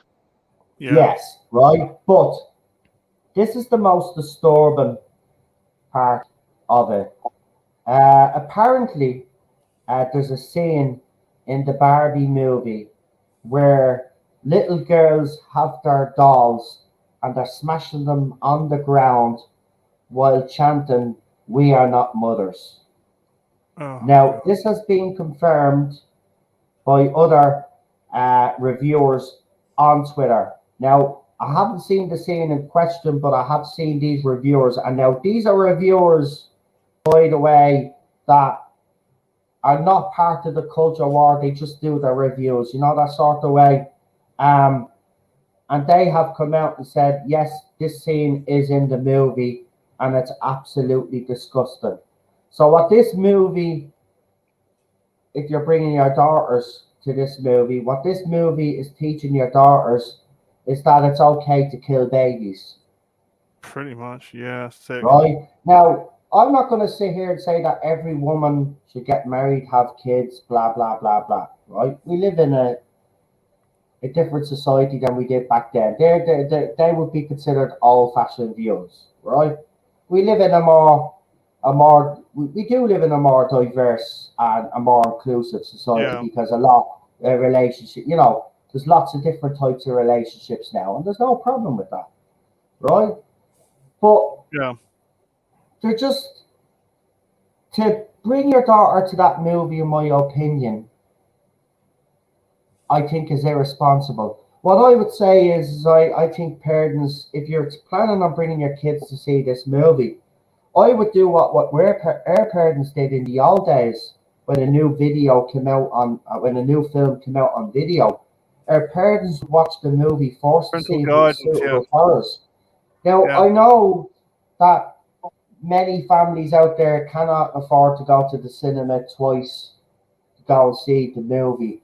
But I'd really hold out on bringing your kids to this movie because of the messaging that's in it. Because you mightn't realize it, but they're sitting down and watching that movie. That movie could have a profound effect on their psyche.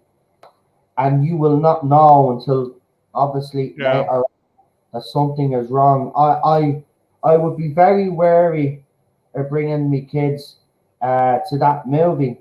But also, and I'll get you your opinions on that now in a minute, but also listen to this. This comes in from Luis Fernando. He says, in Korea's box office, Barbie crashed on the second day, falling to number 4 after grossing just 253K on THU, a minus 45.7% drop from Wednesday's opening. For a 719K 2-day income. Meanwhile, Japanese animation film Detective Conan Black Iron Submarine debuts at number 1 in Korea. So it was beaten by a Korean animation. Was smashed in its opening day, and there was a minus 45.7% drop in its takings. Now, in Europe, Fernando has also said that it's actually doing well in Europe at the moment in its first week. What I want to ask you guys is what the scene obviously I've told you about. Apparently, this is a feminist mess. And Grace has actually confirmed it there. It's full of messaging and all the ideology that she loves. Is it going to do? It's part of the poll. I put the poll up. We'll actually, while I ask this question, get the lads to answer. You guys in the comment section, don't forget to vote in the poll. But guys, is this gonna be a flop? This Barbie movie. Remember, Margot Robbie has actually said to who's doing this the movie, Warner Brothers, that this movie would guarantee $1 billion in revenue. $1 billion, yeah. And then she came out and said she had to readjust that. Obviously, the movie was always going to have a good opening. We all predicted that, right? Yeah. It's always the second week anyway where we're going to judge if this movie is going to be a success, because a lot of the movies have tanked in the second week, as we've seen in the industry. Will this movie tank, or will it actually, even though it has its problems, become a success? What I'm trying to say is, will this movie make over $1 billion? I think it will make close. I think it's going to be a train wreck movie. I think people are just going to go see it because it's so bad. But yeah, I don't know. I think it's going to be like the Flintstones. Remember the Flintstones movie came out in the 90s? Yeah, everyone was like raving about it, but then everyone saw it and said it was absolute crap, you know? I know, but I still, even though it was crap, I still have a soft spot for that movie. Yeah, The so first do one, I. anyway. The first one, not the second one. Second one's second absolutely rubbish. But the second one was straight to TV, wasn't it? Really? Yeah.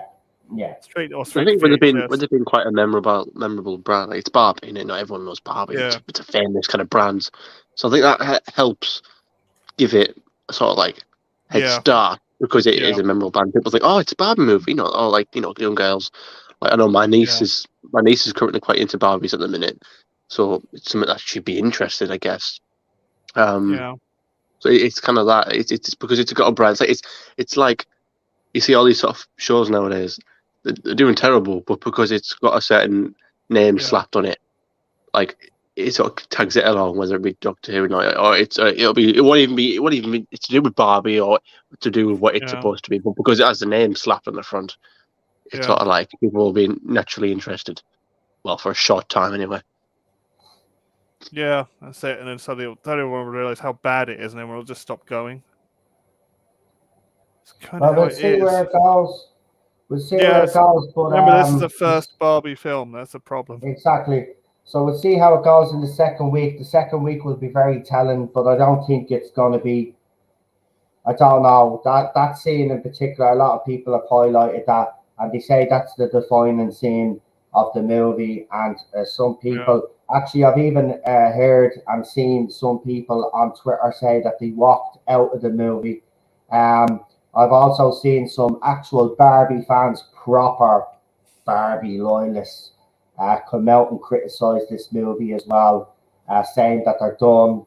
You've destroyed it like you've destroyed Star Wars and stuff like that. So there is heavy feeling towards it. We will get into that poll at the end. I've just realised I can't actually check it now on my phone. I don't know why my phone won't let me put up the poll. But if someone can actually see it there and tell us what the percentages are at the moment, and then when we finish at the end, I will pop up YouTube. Oh, that's quite close. No, do you want to know the So results? what is it so far?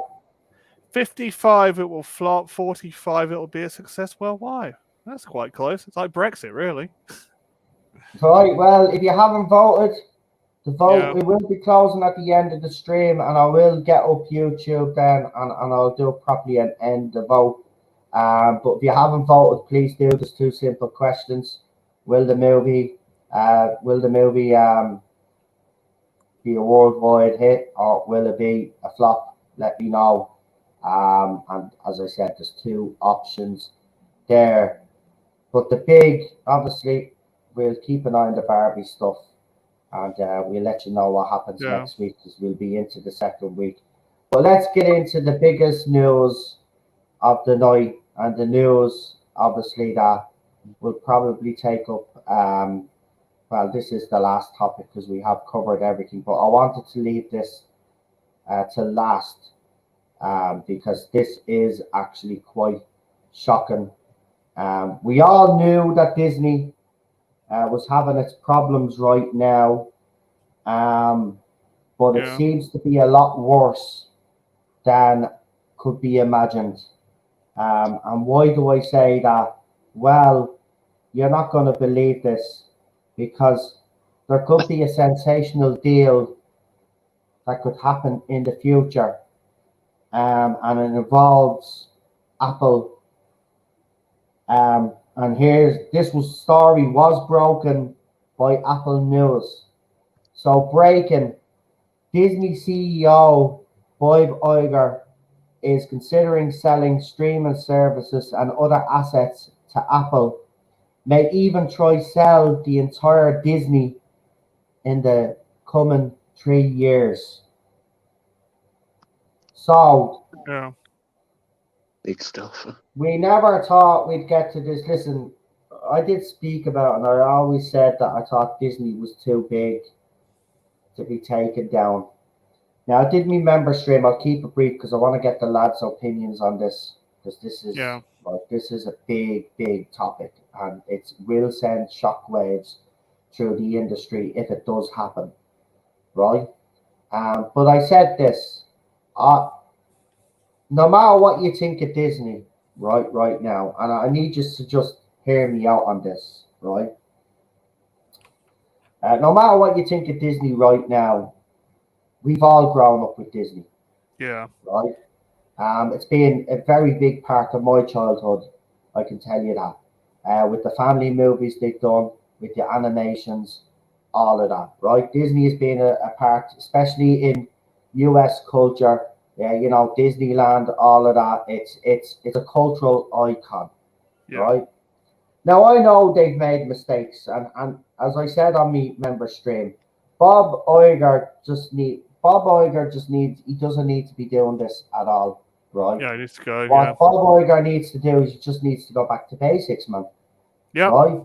You just need to look, instead of doing what you're doing right now with Snow White and what you've done with the Little Mermaid and all of that, go back to basics, right? And what I mean by that is, if you're going to start doing stuff with source material, stick to the source material.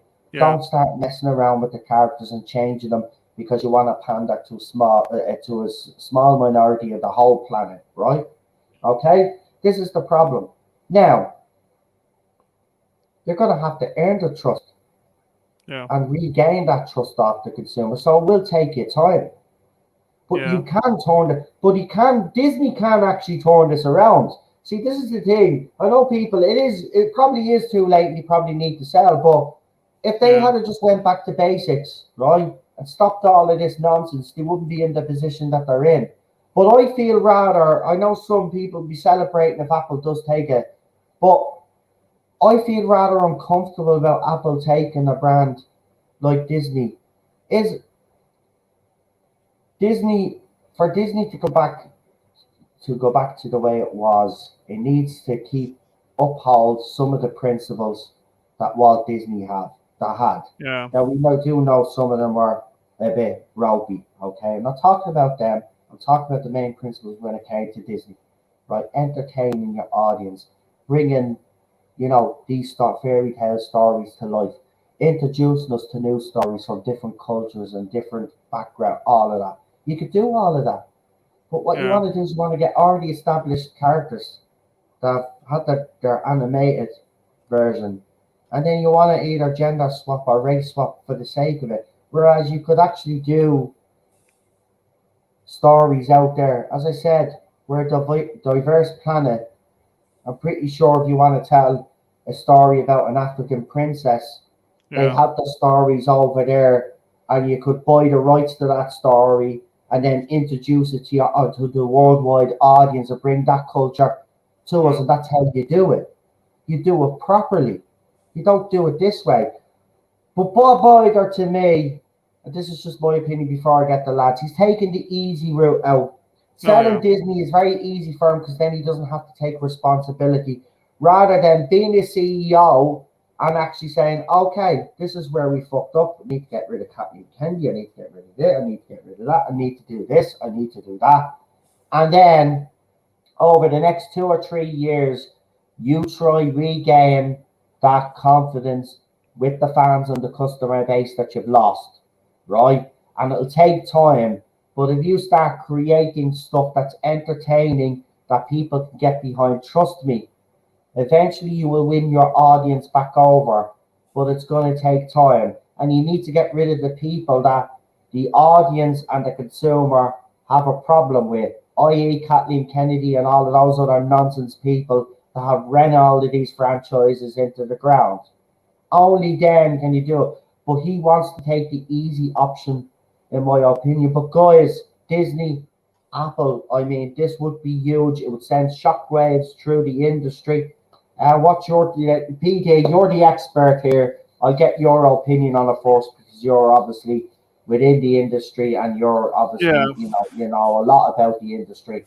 What would this do for the industry as a whole if Apple was to take over Disney? Well, it might be either a drain on Apple or it might stabilize Disney in a way. It's a 50-50 situation. But my thing is, like, why on earth did the executives extend his contract if they knew he was flushing the corporation down the toilet or going to have to sell it off? That doesn't make any sense. They want success. The executives are the money people. They want the money, and let's extend your contract, and you're flushing the thing down the toilet. It's like, what? One quick thing, just to throw in there. Yeah. We hear that the reason why Kathleen Kennedy isn't gone from Lucasfilm because nobody wants the job. Could it be the same here?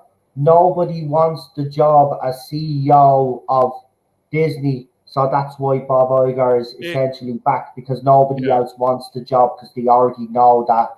Yeah, it's too radioactive. He left, didn't he? Then someone else came in, then he left, and then he brought him back. Yeah, it's a pattern. It's like with Chibnall, he left, and no one else wanted to take it. No one wants to. No, everyone's looking at all these things and saying, "Oh God, no, I don't want to be a part of that. Too much work, too much stress. Not for me." Yeah.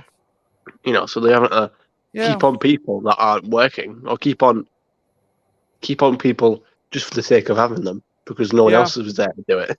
Yeah, it's a poison chalice situation. In a way, it's accepting mediocrity because it's like, these things are going well, but it's better than having nothing, I suppose. Yeah. So it's lowering their standards. It looks like. Yeah. But it's like he's trying to clean up his mess by selling half the corporation that he devalued. It's like, what? You know what I mean? It's like the guys just need to get rid of.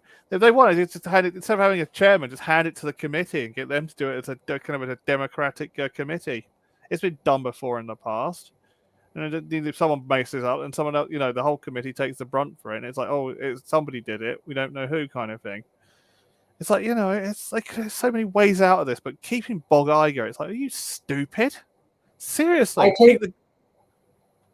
think they can get away with selling some of their assets and staying afloat that way, but then they have to quickly change how they do their business. Now, Jamie says there that Apple TV is actually quite good. Listen, I don't. Yeah, I try. I asked earlier on Jordan member stream if it was actually good. What's their content like? And if that's fair enough, they do some great content. That's great. But would you really want Apple to take over Disney? That'd be like Coca-Cola or Pepsi trying to buy Coca-Cola, which is both. It feels weird because I look at Disney as probably the biggest, one of the, if not the biggest, like brand, like in terms of like in that genre. Like it's Disney is huge. They're like the king, they're like the gods of it all.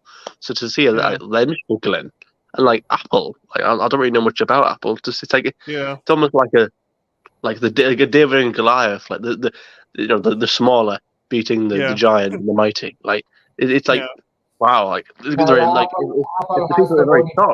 has the finances behind it. I mean, Apple could buy Disney now at this stage because Disney has been devalued over the years. Because, as Chris has rightly said, they've been overextending themselves with all of these acquisitions over the years. And then think about as well the failed, attractions at some of their parks, where they spent millions of dollars on them and then they didn't quite work out. Star Wars Hotel, that failed.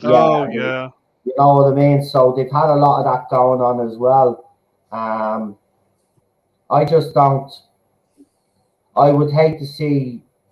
Look, Disney has its problems, but Disney is Disney, and yes, they have fucked up these last few years, yes, they deserve all the criticism.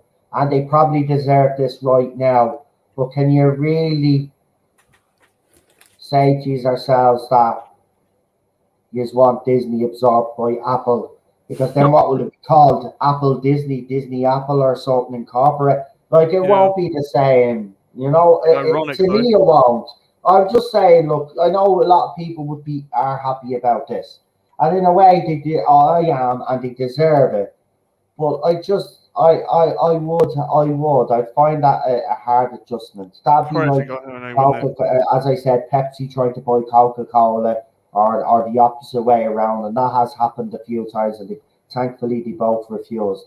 But I hate when things merge like that. But Chris has an interesting one. He says you just not worry about the knock-on effect it has. A Doppler effect, Yeah, I don't think they will, but yeah, you're right. I think there is monopoly. Yeah, you are right. But I think Disney, Bob Iger, I think he will go to them with a few of the assets that they want to get off their backs. And I think that is a good idea. But again, it probably is a blessing in disguise that they're financially as bad as they are, because they have overextended themselves. Maybe this might be the thing that'll humble them now, and they'll tighten ship and start doing right by the consumer. But that's a long shot. I just want to make it clear that I'm not defending Disney here. Disney have screwed up now. I'm pissed at Disney like everybody else, but I wouldn't like to see Disney completely disappear or be absorbed into another company. I wouldn't. Let Disney sell off Aliens. Yes, they could sell off some of the stuff that we're worried Disney ruining. Some Universal stuff. Absolutely. Absolutely. Fox, sell off the Fox acquisitions. That's what I'd do. I mean, but they've also got to buy Hulu. This is what's going to destroy them. It's because they're locked in a deal with Universal about Hulu. It's so ridiculous. It's like, well, why did you want to fully buy Hulu in the first place? It's like, you've got your own streaming service. It's like, why do you want Hulu? Yeah.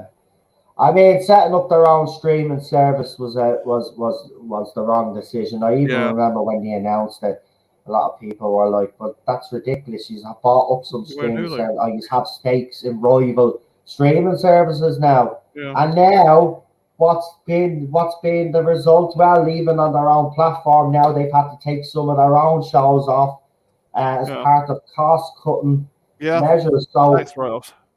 I mean, this whole situation. Look, the industry does. Look, I just got to say about the right as well. Listen, I'm just going to tell you out straight, right? We don't feel sorry for you, right? If this takes down the industry, so be it, right? At the end of the day, for the last decade, in my opinion, it is a bit longer, but I'll be fair. The last decade has produced nothing but shite. right? Yeah. And in between that shite, there's been sprinkles of some decent shows, and some decent movies. You don't deserve people to feel sorry for you. I don't feel sorry for you because all you have ever done is insult your consumers and the fandom of all of these shows and movie franchises. So if you want to keep our custom and you want us to stay interested in your franchise as well, it's time to go back to basics and do what you were good at doing years ago, which is producing and writing some of the best stories that I've seen. And growing up, don't care what anybody says, growing up in the 80s, 90s, and even the early 2000s, we were spoiled rotten. And Yeah. by God, we were Just didn't know so arrogant, we didn't even realize we were being spoiled rotten. But we Yeah. truly were spoiled rotten. And I wish I could go back to those days. But I kind of have, because as I said, I've gone back and I'm watching old TV. This strike has been amazing. No new shit coming out to indoctrinate us all. So I'm going back to watch all the old shows and I'm Yeah. having a blast. It's a blessing in disguise. Yeah.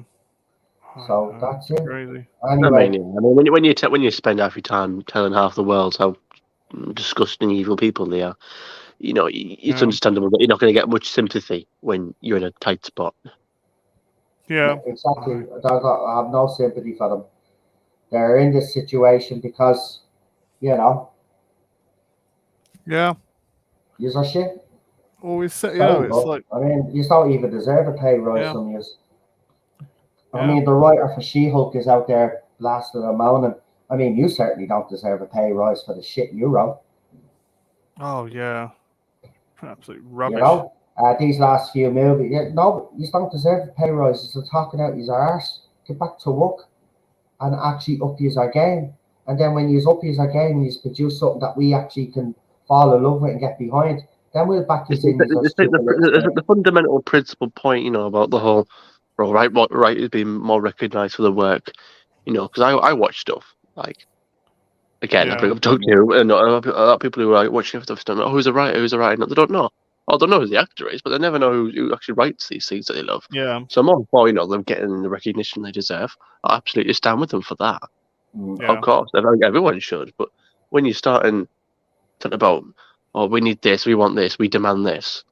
Yeah. When you're writing stuff like She-Hulk and Yeah. absolutely abysmal stuff, and you're lecturing half your audience and telling the other Yeah. half of the audience how much terrible people the other side of the audience are, and it's like, well, Yeah. hang on, you just spent the past couple of seasons of this TV show telling me how awful I am.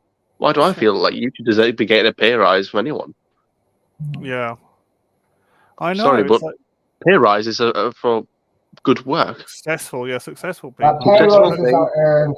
They're not just handed out. See, we're living in Yeah, a society where everybody just wants to be handed participation medals. Oh, well done. Here's a pat on the back. You Yeah. did great.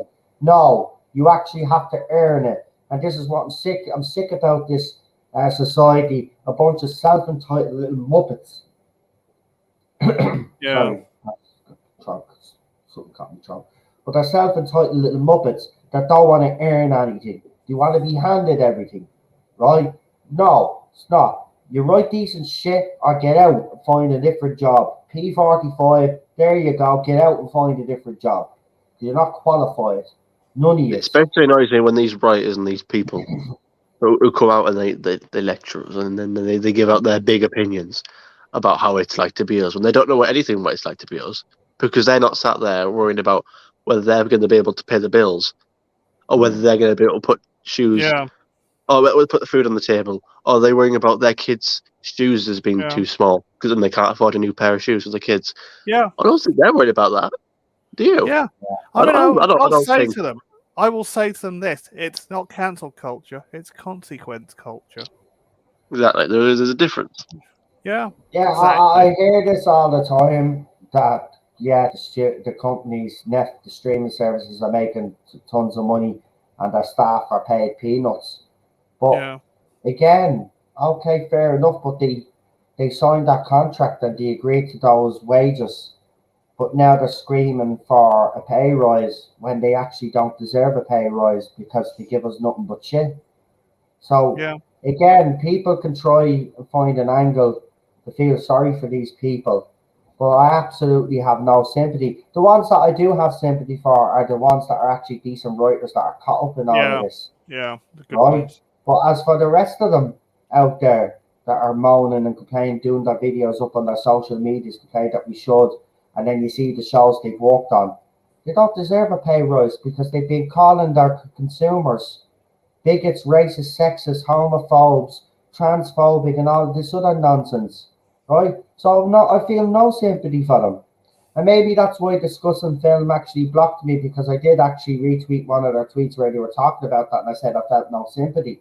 If that's enough to get you blocked, then fine, fair enough. But I'm not going to sit here and pretend that I feel sorry for people that have written shit the last few years. Right? End of story. Yeah, it's ridiculous. Their attitude. Yeah, they might Ridiculous. decide the content, but the writers are actually writing the shit. Yeah. Like RTD can do social issues and have his messaging in it, right? And still create a good show. He proved it with Doctor Who in 2005. This is not what these writers are doing, though. They're Yeah. producing shit, putting all the stuff that studios want in, and making it even worse.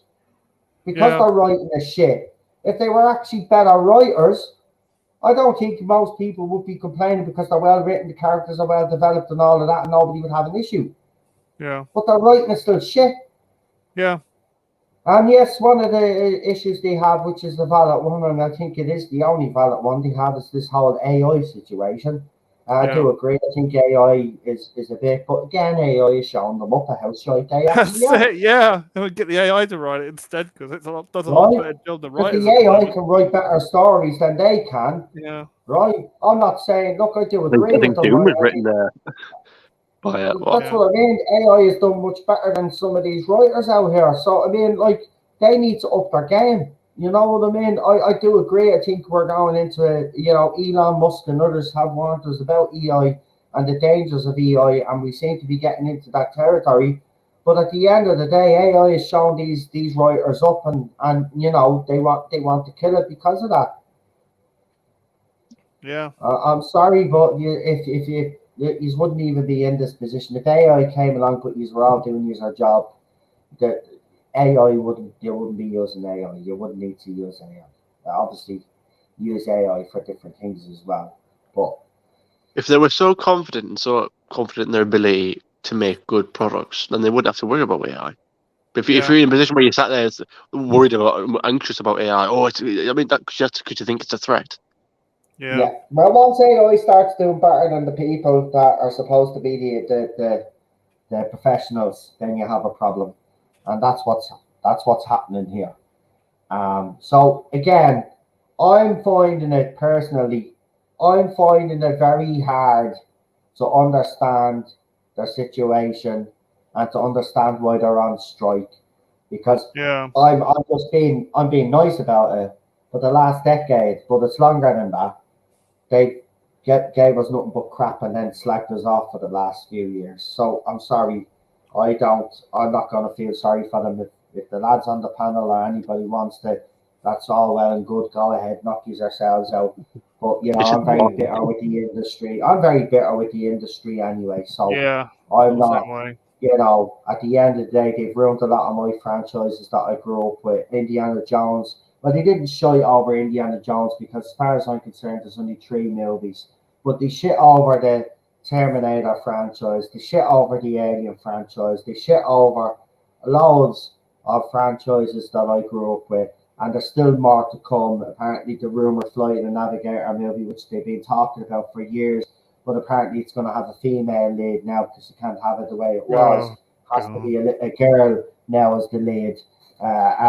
And I'm pretty sure they'll race swap that role as well on top of that, just to add in the extra brownie points as they always do.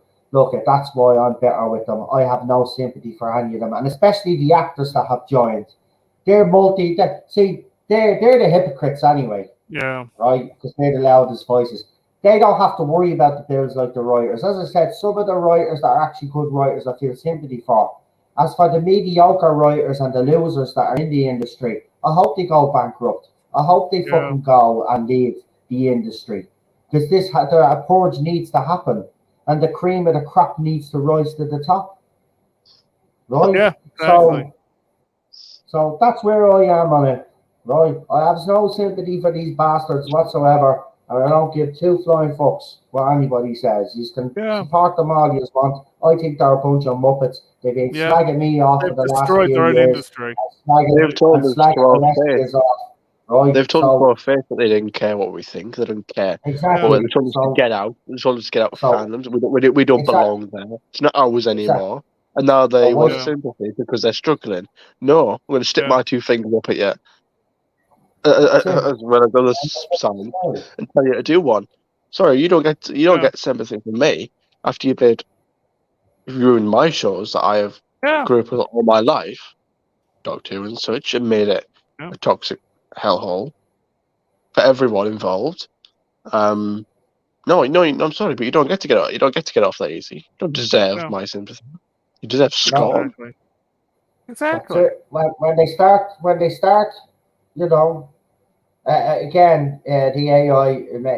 Listen, eventually, all these muppets that are complaining about AI will use it because they know they're shit at their job, and then what they'll do is they get the AI to improve on what they've written, and they'll take credit for it. So, you know, this is why I hope this strike goes on for eight, because the ones that have been basically ruining this industry, well, they'll have to look at other ways of making money, and they'll leave, and the cream of the crop then should rise up, and that's the way it should be. So same with voice acting as well. Writers and voice acting, you put voice actors, and you think, like, things like Big Finish, and you think, well, we could do our own stuff now. Yeah. The technology is going to get to a point in maybe let's say maybe 10, 20 years. We could do our own productions. We could get some download samples of AI voices and then do our own special effects. I mean, you look at some of the YouTube videos that are getting edited now. Some of them are absolutely amazing. And that's now. Think what we could do in 10 years' time. So that's what they're worried about. And I guess that is serious, because then you get into the point where if it's people's voices being used and it's all legal stuff. It's the same thing with the internet. You know, when the internet was new, back when the internet was in its infancy, there would have been people thinking, "Oh God, could it bring the end of the world?" And then as we developed it, there are laws now for the internet. Go back 30 years ago, people. It's a similar thing. We're in that new infancy. We're getting new technology.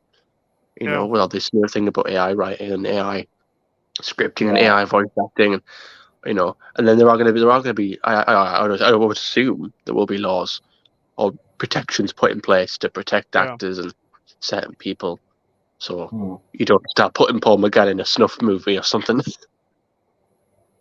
No, they will. Listen, even some actors that have passed away have signed. They've signed a contract, that they can use their image and all that. And I'm pretty sure within those contracts there'll be certain terms and conditions and stuff like that. I can understand why a lot of them are giving out that AI. But look, that's as I said, that's just one facet of this whole situation, and it needs to be dealt with. But look, we got to past the 2-hour mark, so we'll wrap it up there. We have covered all of our topics. So what I'll do is I'll get the guys in a minute to do their channel shout outs. But I want to thank everybody that has joined us tonight and given a comment. As I said, we'll see how the Barbie movie does and all of that other stuff. And we'll have plenty of topics for you again next week. We got Scott Stavros says, I hope the industry burns. Well, it may do that. But let's do our channel shout out. So we'll start with PD Rich. Okay, you should know it by now. You should almost be able to read it like it was a song. Okay, you can find me in a chat on Rabbis most nights when I'm, not busy up to my elbows repairing something or getting covered in paint as it was today. And you can sometimes find me on Dan Hadley's channel every once in a blue moon when he needs an extra guest, a specialist guest to fill in for him. Well, fill in on the panel, I should say. Not fill in for him. I don't run his channel. There we go. That's mine. And anyone else? Gobby. Go see Gobby's channel. He's knocking out the park. And go see Jack's channel. Fantastic. Cinnamon. Well, you can follow me on Real Beat Beckett on my Twitter. I won't even bother promoting my YouTube channel because I say I do it and I never ever do. But now that I am in my new flat and I have moved out and I will get my PC up and plugged again, maybe I will think about maybe doing something a bit more serious towards the end of the year and maybe actually finally starting something. But I'll have a think about that and I'll get back to see if I'm still up for it, and I'll give a little word on that maybe in the future. No point making promises now but not doing it. Fantastic. Well, it's in there anyway, just in case. Nicholas Horton wishes us a happy weekend, a great weekend and stuff, and you too. Sure, Chris, I think Christian as well in the chat. But you can catch me tomorrow on Noel the Red Devil at 10 o'clock in the evening. We will be covering the Manchester United match versus Arsenal. It's pre-season, the US tour. So some of these games are going to be, tomorrow's games at 10 o'clock in the morning. Then the Wrexham game is on. What game is it? Liverpool? No, it's Manchester United. I would not be supporting. Oh, sorry, did I get it wrong again? Yeah, come on, be careful. We told us Spider walk out the other day. They did that again. I made times I have to tell you. By the way, the Wrexham game 3:30 in the morning. So the games are going to be. The games are going to be late now because it's the American tour. So you can find me there, Noel the Red Devil. Also, gaming streams. We like to kind of try to squeeze in some over the weekend on the Irish Geek. We're there. We've got 400 subscribers, and I will be streaming regularly now on Rumble, even if it's just me. But I am going to try to bring on a couple of Irish guests that I've met on Twitter and get them on and discuss the state of the country and all of that on Rumble. So look out for that. I will let you know when there is a Rumble stream. And of course, slowly but surely, we'll get the new logos and the new intros for the channel moving forward. So I see that the channels are in there already. So yeah, don't even start you. See what you've started with Daniel now, him with the Red Scout. Stop that. We'll call you Scottish and Friends Wrestle with Rangers FC. Yeah. Sorry, no, I forgot. See how you like that now. If I call you a Rangers fan, you'll hit the roof. That's even worse, isn't it? God. Yeah, I don't know if so Tardis Spider brought up about Liverpool as a joke, and I told them to get out. And they haven't been back, but we were joking. So I don't know if they took it seriously or not. Yeah, we're joking. If I bump into another channel, I'll tell them. I was joking. I was on camera, I think, when I said it as well. I was joking. I mean, it wasn't. You were having a joke. I don't know. It was a bit of banter, you know. Liverpool, United. Of course, everybody's going to win. Biggest joke here is supporting Liverpool, but we can all agree on that. Because he's a bunch of bin dippers. Yeah, I forgot his real name. I've been trying to find him on Facebook, but to no avail. So anyone knows him, just give him a nudge and say we're only joking. Okay? Yeah, well, anyway, doesn't matter. I'll get in touch with him. He's on Facebook. He's on Facebook somewhere. He's part of your your group or part of Dan's group. I know that. We'll sort that anyway. So yeah, that's it. So yeah, listen, you'll catch me over the next few days on the other channels. But we'll be back here again on Tuesday for our stream with Christian, and then on Wednesday then with Queen Charlotte and PD Rich, and then of course Friday nights here and the member stream during Friday afternoons. Damn, I'm tired now. Yeah, you're tired.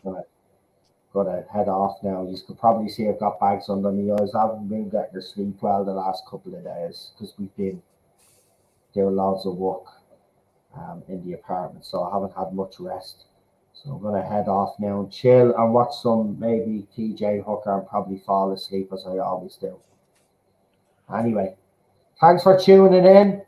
Enjoy your weekend. Stay safe. Look after yourselves and all of that, and we will see you soon. I hope. Maybe. Yeah. if not, Fingers then crossed. bye. Fingers crossed. Yeah. You never know. The planet might be knocked off its axis and something. There was all of Yeah, we'd be living in Australia with Matt Potts. You know, yeah, that's it.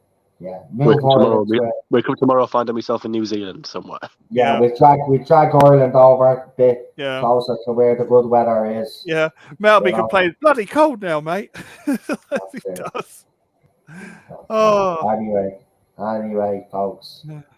Listen, you've been great. You can go off now and chill out and do what you are doing. And as I said, we will see you very soon. Have a good one, folks. Night night. Bye bye. Bye.